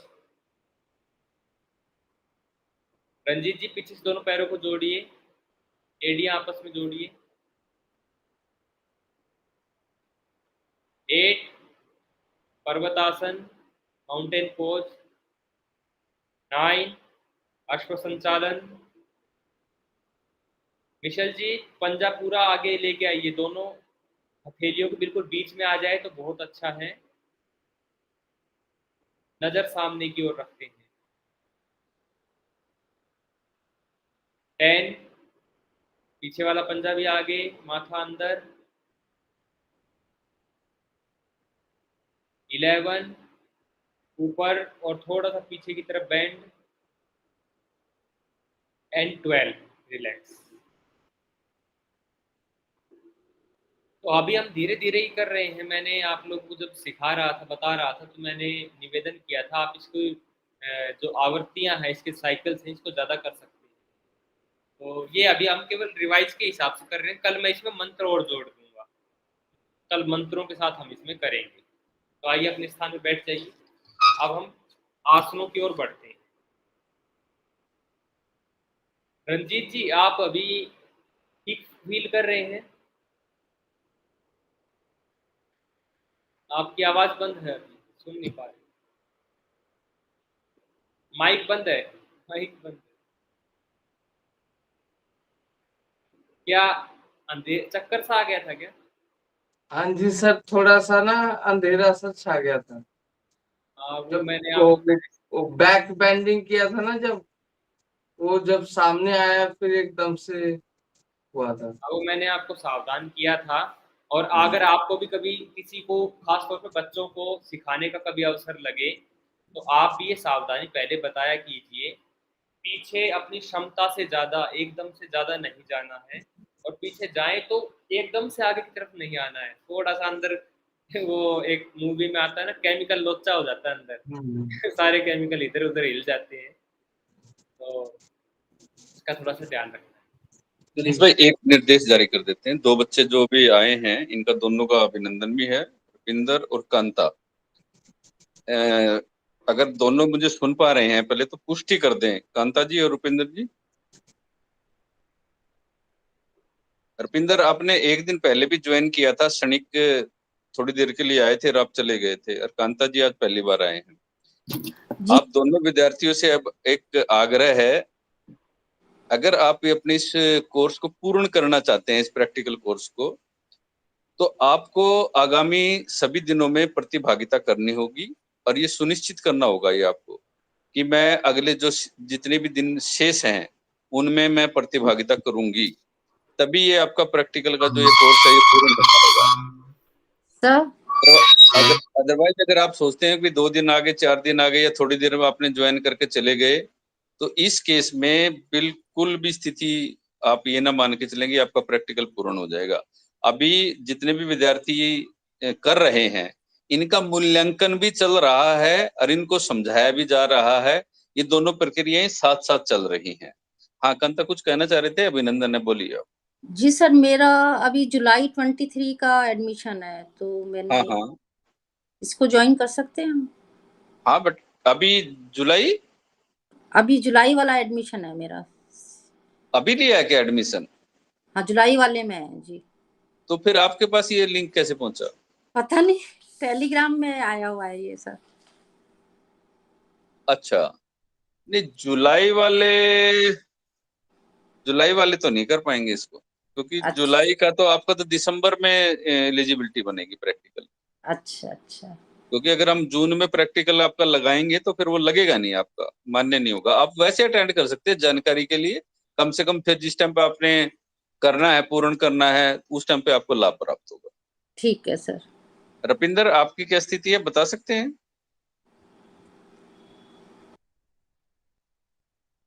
कांता, आपका रीजनल सेंटर कौन सा है? सर दिल्ली 3 है। ओके, ये चीज का ध्यान रखना बेटा। बिल्कुल जुलाई का जो कैंडिडेट है वो इसको नहीं कर पाएगा। ये जून 2030 का 23 का जो अपनी टर्म एंड एग्जाम है, ये उसके लिए प्रैक्टिकल आयोजित किए जा रहे हैं। रपिंदर, अच्छा, आप भी मुझे अपनी जानकारी दे दें, जिससे कि कोई भ्रम की स्थिति ना रहे। तो सर मैं ज्वाइन तो कर सकती हूँ ना इसको हाँ कभी? हाँ, वो ज्वाइन कर सकते हो, वो कोई प्रॉब्लम नहीं। ठीक है सर। रपिंदर, आपसे भी आग्रह है, एक बार आप भी बता दें। सर मेरा एडमिशन जुलाई 2022 का है। हाँ ठीक है, आप कर सकते हैं, कोई दिक्कत नहीं है। लेकिन आपसे एक आग्रह रहेगा, जितने दिन शेष हैं बेटा वो जरूर उनमें अटेंड करें आप, क्योंकि फिर पूर्ण कर लें, नहीं तो फिर आपका एक्सपायरी की तरफ चला जाएगा आपका कोर्स। ओके सर, मैं कल से ठीक, प्रॉपर्ली कंटिन्यू करूंगी। बिल्कुल, आपका अभिनंदन भी रहेगा। अभी चल एक बार आप भी बता दें, आपका जो एडमिशन है वो कब से है? सर जनवरी का है सर, मतलब अभी जून मंथ का एग्जाम था। हाँ पर ठीक है बेटा, बाकी तो चलो, जो रीजनल सेंटर चंडीगढ़ के विद्यार्थी हैं वो तो हमने करंट उनको भेजा हुआ है, वो बिल्कुल सही है, उनको कोई प्रॉब्लम नहीं है। ठीक है, अभिनंदन है। और please start Nilesh ji. Sorry, बीच में मुझे कुछ निर्देश जारी करने पड़े, उसके लिए मैं क्षमा याचक हूँ। नमस्कार जी, धन्यवाद। अब कुछ हम आसनों की तरफ बढ़ेंगे। बैठ के करने वाले आसन हैं। हम कुछ आसन कर चुके हैं, बैठकर, लेटकर और खड़े होकर, और अब हम आज उनको रिपीट नहीं करेंगे। आज हम नए आसनों को देख रहे हैं। तो बैठ के करने वाले आसनों में सबसे पहले आपको वज्रासन के बारे में मैं बताऊंगा। बहुत साधारण, बहुत प्रचलित आसन है, बहुत पॉपुलर है। के लाभ, सावधानियां क्या क्या हैं, वो सब के बारे में। आसन प्राणायाम, किसी भी चीज के बारे में अगर हम बताते हैं तो उसका बताना पूर्ण तभी होता है सबसे पहले सावधानी, प्रक्रिया, करने का प्रक्रिया तरीका क्या है, लाभ, ये सब चीजें, और उससे आसपास जुड़ी हुई अगर वैज्ञानिक पक्ष या उसका ऐतिहासिक पक्ष भी अगर हम बताएं तो ये आसन के बारे में बताना पूर्ण माना जाता है। तो इसके सबसे पहले मैं सावधानी बताता हूँ। जिनको घुटनों का ऑपरेशन हुआ है अथवा घुटनों में सीवियर पेन रहता है, अत्यधिक दर्द रहता है, क्रिटिकल समस्या है घुटनों में खास तौर पे, उन्हें ये करने से बचना चाहिए, उन्हें नहीं करना चाहिए। बाकी सभी लोग इसको कर सकते हैं। हाँ, जिनका वजन बहुत ज़्यादा मतलब 150, 200, ये जो मतलब रेयर केस कभी हमें देखने को मिलते हैं, वो उन्हें भी ये नहीं करना चाहिए। बाकी सभी लोग इसको कर सकते हैं। कैसे होगा और इसके लाभ क्या है, अब उसकी चर्चा करते हैं। सबसे पहले तो बहुत सरल सा मैं कर देता हूँ ताकि आप थोड़ी देर में बैठ जाएं। देखिए, दोनों पैर इस प्रकार से मोड़ के हम बैठते हैं, जैसे इस प्रकार से। इसमें दंडासन में आने की प्रक्रिया है। दंडासन हमने सीखा था। दोनों पैर इस प्रकार से सीधे रहते हैं, पंजे अंदर की तरफ खींचे हुए। यहाँ से एक पैर को मोड़कर इस प्रकार से यहाँ ले आते हैं। आप देख पा रहे होंगे ये अंदर की तरफ ऐसे मुड़ जाता है। कई लोग ऐसे खड़ा कर लेते हैं, ये नहीं है, ये नहीं है, आसान सा है, लेकिन फिर भी कई लोग इसमें गलतियां कर देते हैं। ऐसे नीचे आ जाएगा, फिर दूसरी तरफ दूसरा पैर भी इस प्रकार से आ जाएगा, और ये पीछे से आपस में टच होंगे, और इन दोनों एड़ियों के बीच में जो स्पेस बनता है वहां हम बैठते हैं। ये आसन है वज्रासन। अब जरा मैं आप लोगों का एक बार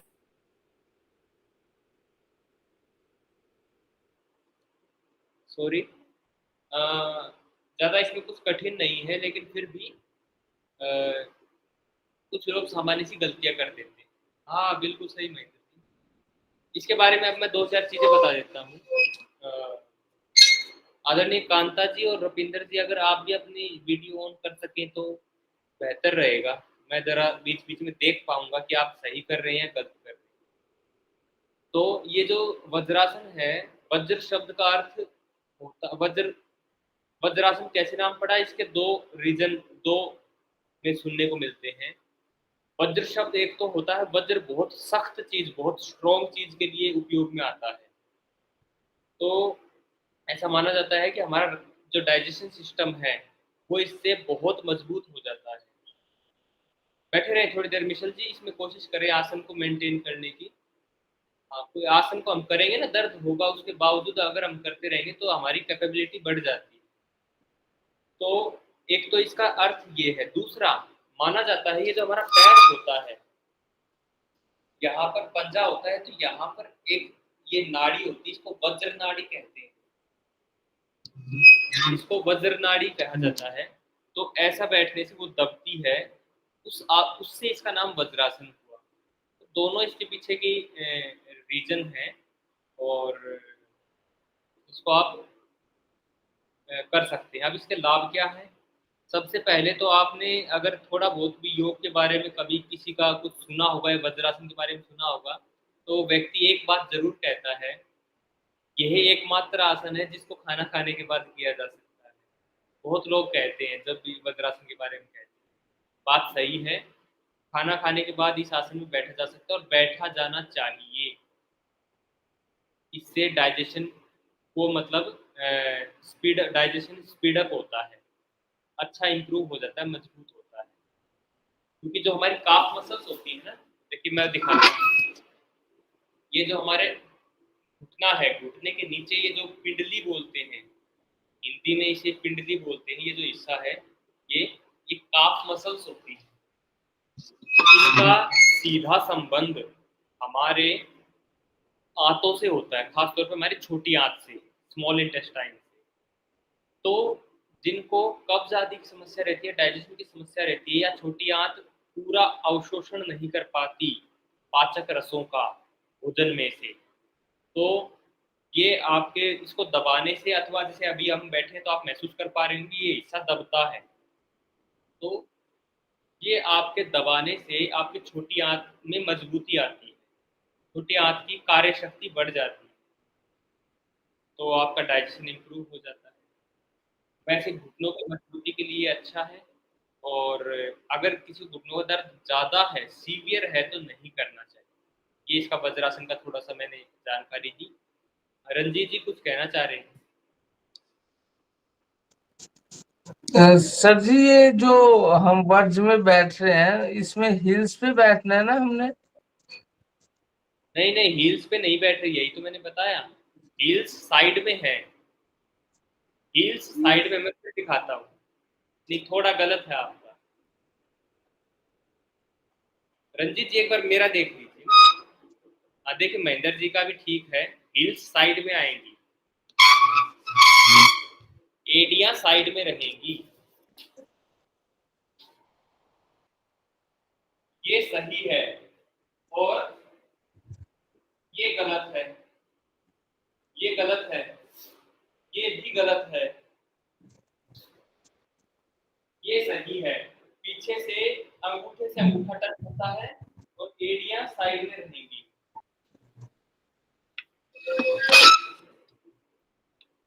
ठीक है, हाँ अब ठीक है। कोई नहीं, धीरे धीरे कोशिश कीजिएगा, हो जाएगा। तो ये वज्रासन है, ये पहला आसन था। अब मैं दूसरा आसन करवाता हूँ। जी, आदरणीय कांता जी कुछ कहना चाह रहे हैं? सर ये कब प्रिकॉशन रखनी है इसमें, कब नहीं करना चाहिए? क्या? सर ये आसन कब नहीं करना चाहिए? ऐसा कोई नियम नहीं है कि भाई जैसे डे टाइम में आप पूछ रहे हैं ना, पूरे दिन में कब नहीं? सर अभी आप बता रहे थे ना सीवियर प्रॉब्लम नहीं करना चाहिए, किस टाइप का? हाँ, मतलब किन किन लोगों को नहीं करना चाहिए? जी जी जी। हाँ, किन लोग, ये मैंने बताया ना, जैसे लगभग सभी कर सकते हैं।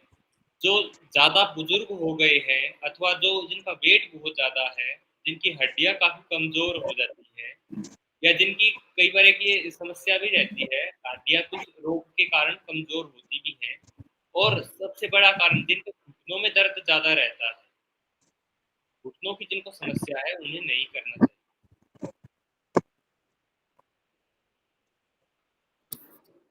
तो ठीक है, ये पहला आसन हुआ। अब मैं अगले आसन की ओर बढ़ता हूँ। इसी के साथ एक दूसरा आसन है शशांक आसन। शशांक आसन, कुछ लोग इसी आसन को शशकासन भी बोलते हैं। शशकासन और शशांक आसन दोनों सेम है। शशकासन और शशांक आसन दोनों सेम चीजें। शशांक शब्द का अर्थ होता है चंद्रमा, और शशक शब्द का अर्थ होता है खरगोश। तो दोनों में कोई अंतर नहीं है, इसकी प्रक्रियाएं दो हैं, दोनों प्रक्रियाओं से हम कर सकते हैं, लेकिन सेम चीज है, ग्रंथों में कोई इसमें अंतर नहीं है।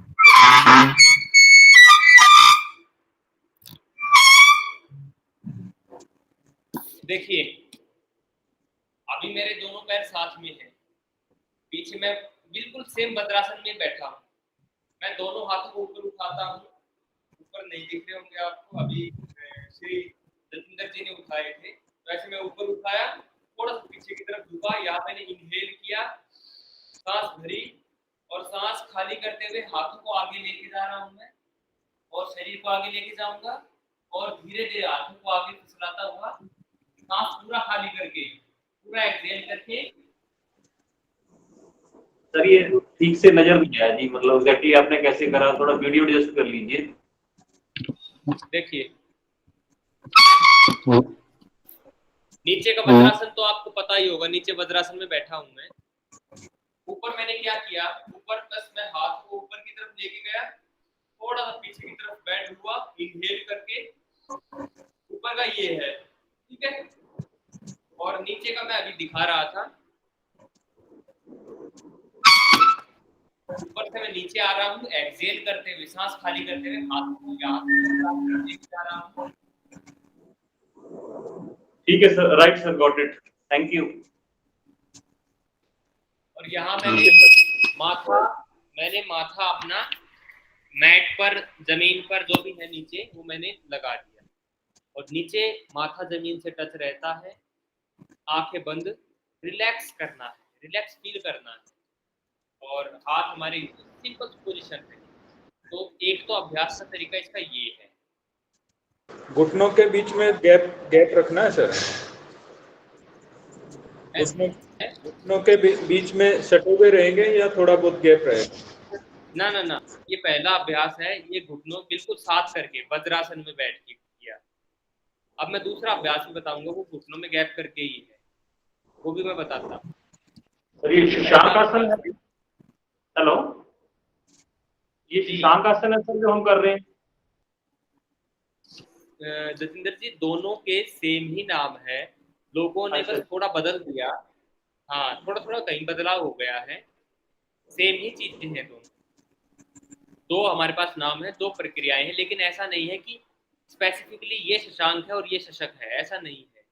दोनों को ही आप शशांक और दोनों को ही आप शशक कह सकते हैं, नाम का भेद है बस।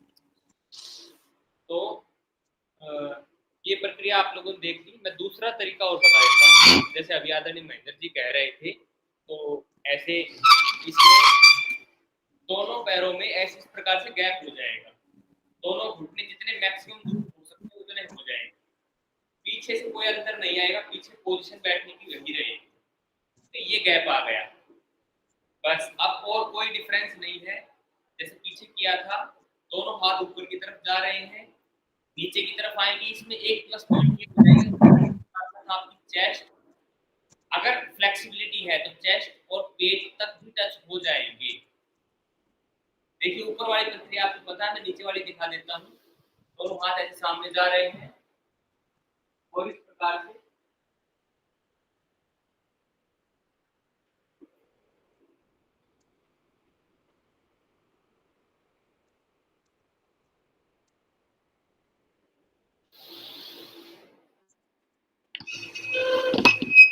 जिसका शरीर फ्लेक्सिबल इनफ है, वो अपना चेस्ट और अपना पेट, स्टमक जमीन पे लगा सकते हैं। इससे महसूस होगा आपके थाइस पर भी खिंचाव आता है थोड़ा सा, और ये थाइस पर खिंचाव के साथ आपकी थाई स्ट्रेचिंग को इम्प्रूव करता है, थाई फ्लेक्सिबिलिटी को इम्प्रूव करता है। लेकिन अब इसमें दोनों में मूल अंतर देखिए। पहले वाला जो अभ्यास था वो आपके डाइजेशन के लिए अच्छा है, माथा आप लगा देते हैं, एक सरेंडर फील करते हैं, अंदर से समर्पण फील करते हैं, तो मानसिक रूप से वो बहुत अच्छा अभ्यास है, कुछ देर के लिए बहुत आनंद देता है, शारीरिक लाभ भी है और मानसिक भी। लेकिन अभी जो हमने दूसरा अभ्यास किया, अगर तो आप इसमें माथा लगाना चाहते हैं तो आपका पेट और चेस्ट नहीं लगेगा। अगर आप पेट और चेस्ट लगाना चाहते हैं तो माथा ऊपर रहेगा, ठोडी लगेगी, आपकी नजर सामने की ओर रहेगी। तो इसमें थाइस के लिए अच्छा है, ये शारीरिक चीजों के लिए अच्छा है। जो विश्व योग दिवस आता है 21 जून, उसमें यही अभ्यास सम्मिलित है, उसमें पहले वाला नहीं है। तो ये इनके बारे में बेसिक जानकारी थी।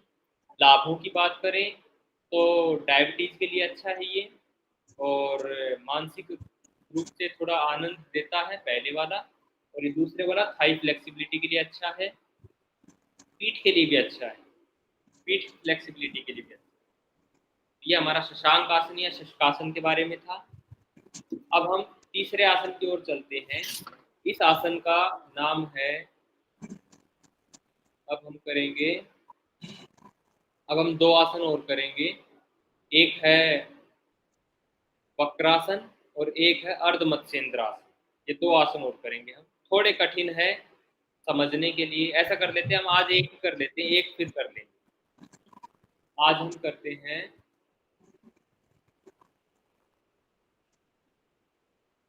आज हम वक्रासन कर लेते हैं, और अर्ध मत्स्येंद्र हम फिर कल या उसके बाद आगे देखते हैं।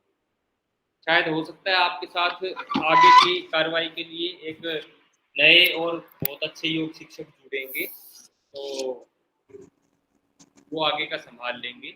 और बीच में अगर मेरी व्यवस्था हो पाई तो मैं भी बीच बीच में जुड़ जाऊंगा। तो आइए अब हम करेंगे वक्रासन। वक्रासन के लिए पैरों को सामने खोल लेंगे।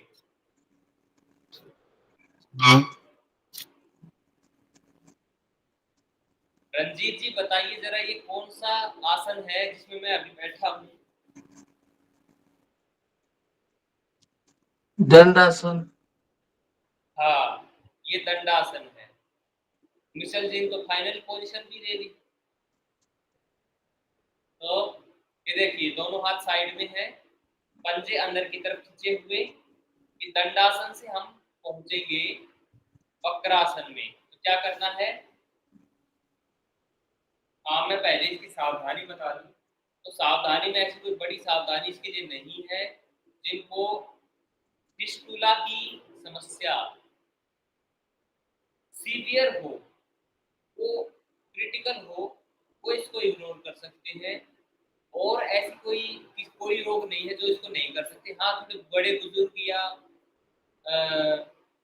जिनका जिनकी आयु बहुत बड़ी है, वो इसको थोड़ा अपनी सुविधा के अनुसार कर सकते हैं। बाकी इसमें ऐसी कोई सावधानी की आवश्यकता नहीं, सभी लोग इसे कर सकते हैं। अब प्रक्रिया पे आते हैं। जैसे मैंने राइट लेग पीछे ले लिया है, लेफ्ट लेग ऐसे का ऐसा सीधा है।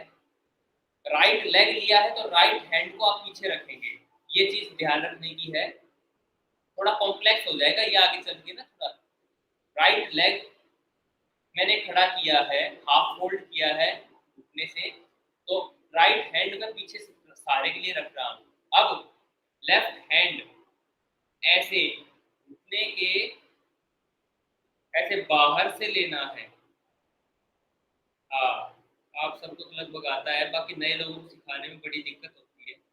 ऐसे खड़े जो घुटना है इसको दबाते हुए, पुश करते हुए, इसके अब यहाँ से 2 से 3 पोस्चर बन जाएंगे। देखिए, पहला तो हाथ को यही रख सकते हैं पंजे के साथ में, ठीक है, पंजे के साथ में रख सकते हैं। दूसरा, यहाँ घुटने को पकड़ सकते हैं, घुटने को पकड़ सकते हैं। जो खड़े वाला आपका जो पैर है ना, खड़ा घुटना है, इसको पुश करना है इस तरफ ऑपोजिट ये।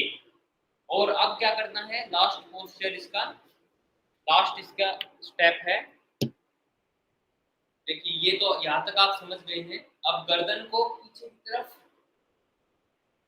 बेंड करना है। आपका जो पेट का हिस्सा होगा पूरे अच्छे से ट्विस्ट होगा, पूरे अच्छे से, ऐसे जैसे हम कपड़े को निचोड़ते हैं उस प्रकार से ये ट्विस्ट होगा पेट का हिस्सा।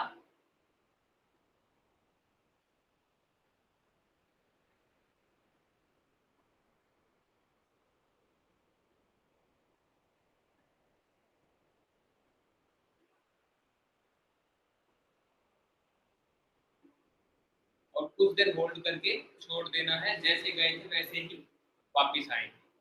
मैं इसके बारे में और डिटेल से थोड़ा बताऊंगा। पहले एक तरफ से हमने किया, दूसरी तरफ से हम जरूर करेंगे। कोई भी पोस्चर है उसका काउंटर नहीं छोड़ना चाहिए, दोनों तरफ से बराबर करना चाहिए। तो जैसे मैंने अभी पहले एक तरफ से किया है, आपने भी एक तरफ से किया, दूसरी तरफ से जरूर कीजिए इसको।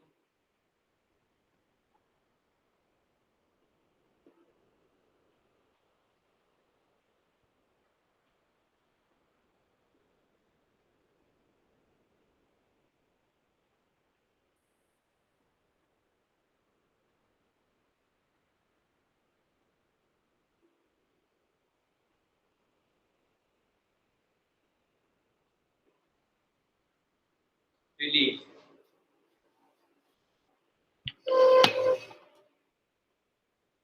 अब मैं इससे संबंधित कुछ जानकारियां आपको बता देता हूँ। ये चीजें पॉपुलर चीजें हैं, आजकल पार्कों में लोग ये सब चीजें करते हैं बहुत अच्छे से, लेकिन बेसिक जानकारियां, अब हम तो योग के विद्यार्थी हैं, हमने योग के कोर्स सर्टिफिकेट कोर्स में एडमिशन लिया है, तो हमें से आगे पीछे सावधानी, लाभ, प्रक्रिया सब चीजों का पता होना चाहिए। जैसे पार्क में लोग ऐसे कर लेते हैं ना, तो शारीरिक लाभ के लिए तो ठीक है, लेकिन अगर विद्यार्थी होने के नाते हमें इन सब चीज़ों का जानकारी होनी आवश्यक है। तो इसके बारे में कुछ बेसिक जानकारियाँ इस प्रकार से हैं। मैंने सावधानियाँ बता दी थी, कोई सावधानी नहीं है इसकी, प्रक्रिया मैंने पूरी बता दी है। अब इसके लाभ पर चर्चा करते हैं। तो ये वक्रासन नाम है इसका। वक्र शब्द का संस्कृत में अर्थ होता है टेढ़ा मेढ़ा, कुछ मतलब इर्रेगुलर शेप होती है, उसे वक्र बोलते हैं। इर्रेगुलर कुछ होता है। जैसे आप लोगों ने सुना होगा, अष्टावक्र नाम के एक बहुत बड़े ऋषि हुए, उन्होंने महाराजा जनक के दरबार में जाकर बहुत अच्छे जो धुरंधर थे, अपने आप को मानते थे, उनको सही दिशा और आईना दिखाने का काम किया। तो अष्टावक्र यानी 8 जगह से उनकी बॉडी टेढ़ी मेढ़ी थी, इर्रेगुलर थी, जैसे बाकी लोगों की होती वैसे नहीं। तो वक्रासन, वक्र यानी टेढ़ा मेढ़ा, इसमें आप पोजीशन देखी भी होगी, थोड़ा सा अटपटा सा हो जाता है। अब इसके लाभ क्या क्या हैं? एक सबसे पहले तो डाइजेशन के लिए बहुत अच्छा है, कमर दर्द के लिए बहुत अच्छा है, डायबिटीज के लिए बहुत अच्छा है। तो 3 तो ये इसके बेसिक और मुख्य ही लाभ हैं। इसके अलावा जो और हमारे एब्डोमिनल सिस्टम से जुड़े और छोटे मोटे लाभ होते हैं, उन सब में काम करता है। बाकी 3 तो इसके मेजर लाभ, मेजर इसके बेनिफिट्स हैं। तो ये आपको नाभि के लिए सर बहुत अच्छी एक्सरसाइज बताते हैं। हाँ, कि धरण और नाभि जो जिसकी कहीं ठीक नहीं होती। हाँ, ये ऐड करने के लिए धन्यवाद, आपने अच्छी बात ऐड की। तो ये नाभि धरण के लिए भी अच्छा है। आदरणीय कांता जी भी कुछ कहना चाह रहे हैं। सर इसका 3 बेनिफिट्स है ना, एक तो डायबिटीज, कमर दर्द, एंड सर फर्स्ट वाला एक और बताया था आप, कौन सा? डाइजेशन। Thank you. तो ये आपका वक्रासन के बारे में था। बाकी और चीज़ें हम अब अगली क्लासेस में देखते हैं। आज क्लास से संबंधित कोई बीच में प्रश्न हो?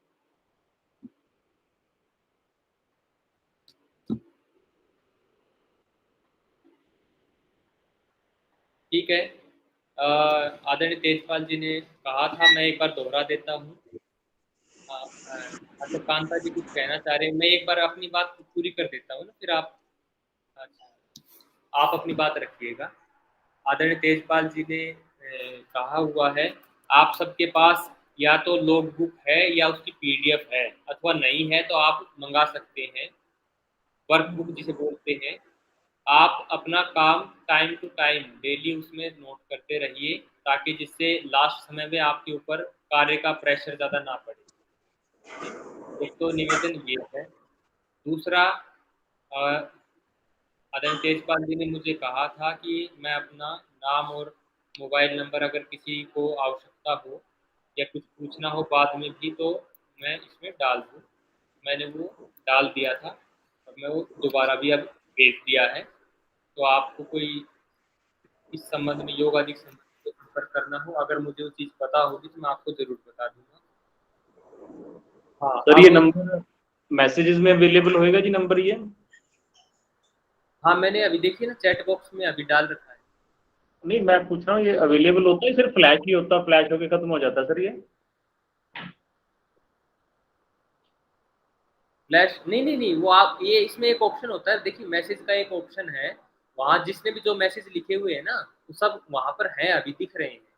मैं चेक कर लेता हूँ सर, मेरे को। हाँ सर है जी, हाँ जी सर है जी, ठीक है सर, राइट सर। और ये अभी आदरणीय तेजपाल जी ने अपना नंबर भी इसमें डाल दिया है, तो राइट जी, राइट सर। ठीक है। अब आदरणीय कांता जी कुछ कहना चाह रहे थे, वो अपनी बात रख सकते हैं। नीलेश जी, एक मेरा आग्रह है, सभी विद्यार्थी एक बार अपना एनरोलमेंट नंबर, नेम और आरसी कोड वो एक बार चैट बॉक्स में राइट कर देंगे, और हो सके अगर मोबाइल नंबर लिख सके तो और अच्छी बात है। कारण क्या है कि कई बच्चे जैसे कम आ रहे हैं, हम उनको बार बार मैं आग्रह कर रहा हूँ, जैसे ये अभी चाहे रपिंदर है चाहे कांता है, अगले जितने भी सेशन है इनको अटेंड करने अनिवार्य है। ऐसे ही अपने मिचल के लिए भी है। तो उसमें इन केस किसी को भी कोई प्रॉब्लम हो तो हम आपस में एक दूसरे के साथ संपर्क में रह सकते हैं। अनिल जी, खासतौर पे आपसे भी आग्रह रहेगा, इन सभी के नॉर्मल नंबर अभी आप नोट कर लीजिए, क्योंकि फिर बाद में अपने को दिक्कत आएगी कि कौन बच्चा क्या क्या है। जी। और रपिंदर खासतौर पे अभी, और मिचल, आप लोगों ने भी वर्कबुक तैयार करनी है। वर्कबुक अगर नहीं है तो आप मेरे से आरसी चंडीगढ़ की ईमेल आईडी पर एक आग्रह करें, मैं आपको भेज दूंगा। मैं आरसी चंडीगढ़ की ईमेल आईडी यहाँ पे मेंशन कर रहा हूँ। Okay sir. आप मुझे अनुरोध कर दीजिए तो मैं आपको अटैच करके भेज दूंगा। नीलेश जी, आप भी अपनी जी ईमेल आईडी मेंशन कर दें, इन केस कोई बच्चा अगर चाहे संपर्क करना। अगर कोई उनकी समस्या भी होगी तो हम हर संभव उनका समाधान करने का प्रयास करेंगे।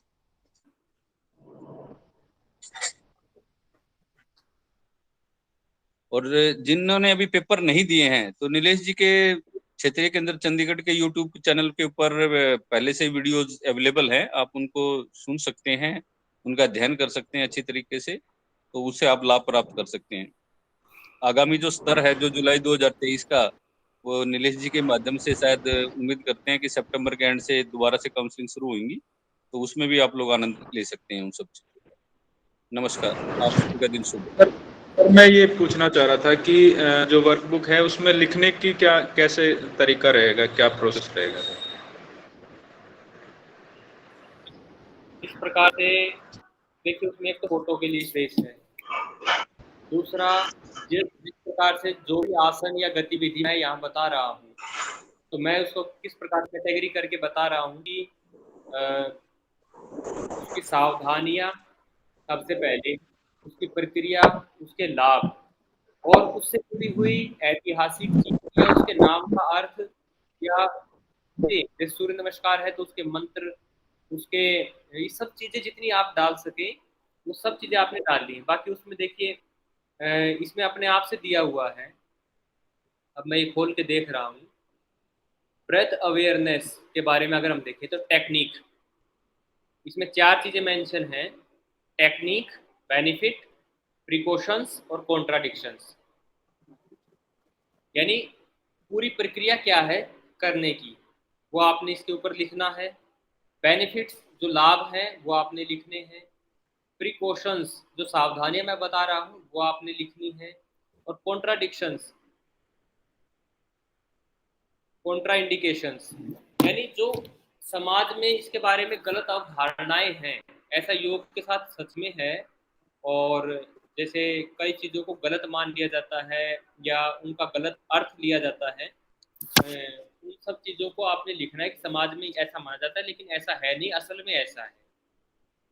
ये सब चीज़ें आपने उसमें मेंशन, 4 चीज़ें मेंशन करनी है, प्लस में एक फोटो लगानी है हर अभ्यास के बारे में। फोटो खुद का होगा या आसन के कोई पीडीएफ वगैरह इस तरह से निकाल के लगाना है? वो आपकी मर्जी, आप अपना लगाना चाहें अपना लगा। बिल्कुल, अगर आप अपना लगाएंगे तो हमें ज्यादा अच्छा लगेगा। जी सर, जी सर। वर्कबुक में पूरा स्पेस दिया हुआ है कि आपने क्या लिखना है क्या नहीं लिखना, पूरा उसमें बनाया हुआ है लिखने के लिए। जैसे छोटे बच्चों के लिए पहले प्रोविजन नहीं होता था लिखने का, वो सेम वैसी स्थिति है जी उसमें। हाँ, काफी अच्छा जी लगेगा सर। आपको उसको लिखने के। तो इसको सभी जब तैयार कर लेंगे पीडीएफ फॉर्म में, आरसी चंडीगढ़ की ईमेल आईडी पर और नीलेश जी को उनकी ईमेल आईडी पर भेज देंगे। जो हमारे पास आएगी हम भी नीलेश जी को ही भेजेंगे मूल्यांकन के लिए। तो कॉपी आप नीलेश जी को कर सकते हैं, भेजना हमें है। अच्छा, एक मैं मिशल जी ने भी हैंड रेज किया हुआ, लेकिन मैं फिर से दोहरा देता हूँ।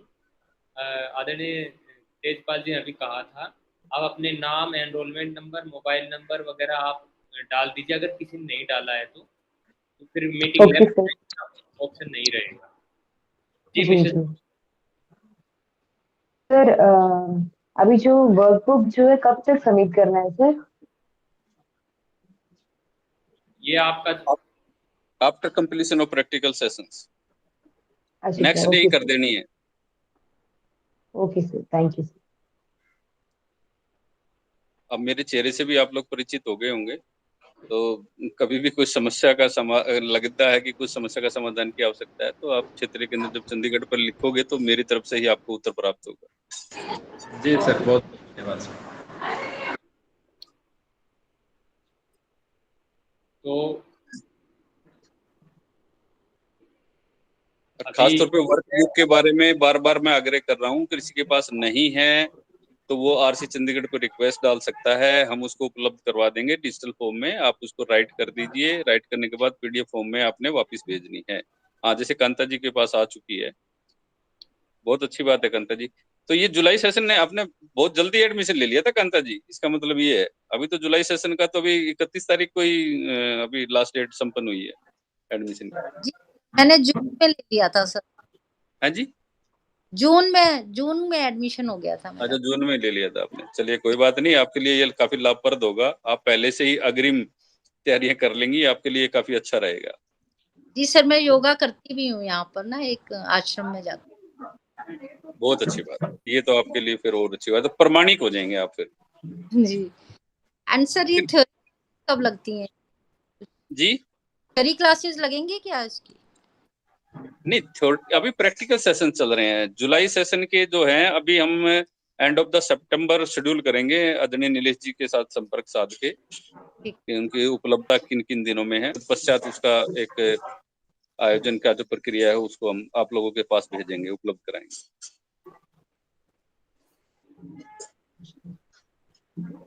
ठीक है नीलेश जी? ठीक है। सभी विद्यार्थियों के एनरोलमेंट नंबर आ गए क्या आपके पास? ये सुनिश्चित कर लें सर कि हमारे पास ये मेरा एनरोलमेंट नंबर नहीं आया सर। महेंद्र जी, ऐसा हो नहीं सकता। कब एडमिशन लिया था आपने? मैंने जुलाई 2022 में ले लिया था। तो आपके पास मेरा नंबर आ गया है। आपका किस में, करनाल में लिया है या चंडीगढ़ में लिया था? अभी तो मेरा आरसी चंडीगढ़ है। पहले मैंने करनाल में एक पीजीडीएसएलएम का कोर्स किया था सर। अच्छा, तो पीजीडीएसएलएम वाला किया होगा। चलो, वो भी बहुत अच्छा कोर्स है। वो कंप्लीट हो गया आपका? हाँ जी सर। चलिए, बहुत अच्छी बात है। एक बार आप मंडे को मेरे से बात कर लीजिए, मैं आपको आपका नंबर बता दूँ। मैंने अभी जो एनरोलमेंट भेजा है सर वो मेरा पुराने वाला है जो। नहीं, पुराने वाला फिर कंफ्यूजन क्रिएट हो जाएगी। ओके। हाँ, ठीक। तो मिचेल जी का जो अपने जो महेंद्र जी का नंबर है, नीलेश जी, वो उसको ना माने क्योंकि वो उनका नहीं है अभी। तो वो मैं ये कल मेरे से संपर्क कर लेंगे तो मैं इनको बता दूँ। ठीक है। जी रंजीत जी बताइए।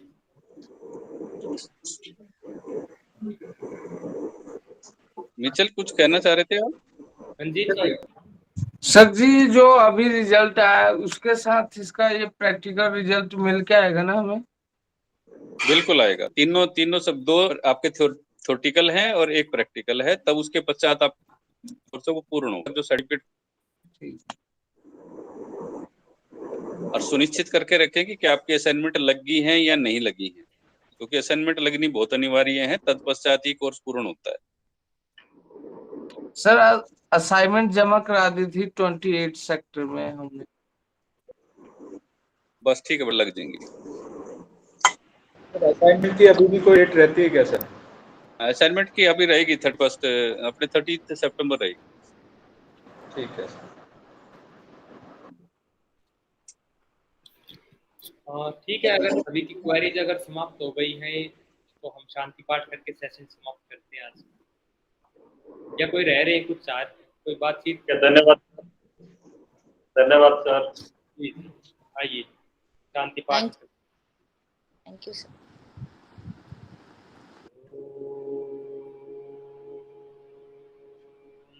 शांति अंतरिक्षं शांति पृथ्वी शांति आपः शांतिरोषधयः शांतिः वनस्पतयः शांतिर्विश्वदेवाः शान्तिः सर्वं शांति शांतिरेव शांतिः सामा शांतिरेधिः।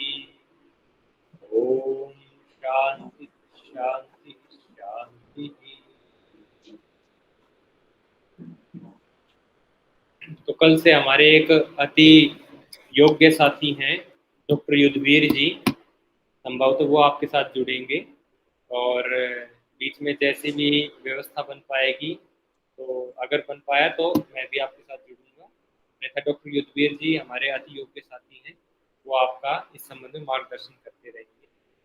आप सभी के साथ समय बिताकर अच्छा लगा। आप सभी को आगे के लिए बहुत शुभकामनाएं। आभार। थैंक यू सर, बहुत थैंक यू बहुत अच्छा लगा। आज का सेशन बहुत अच्छा था। आप सभी का दिन शुभ हो। नमस्कार। नमस्कार सर, नमस्कार।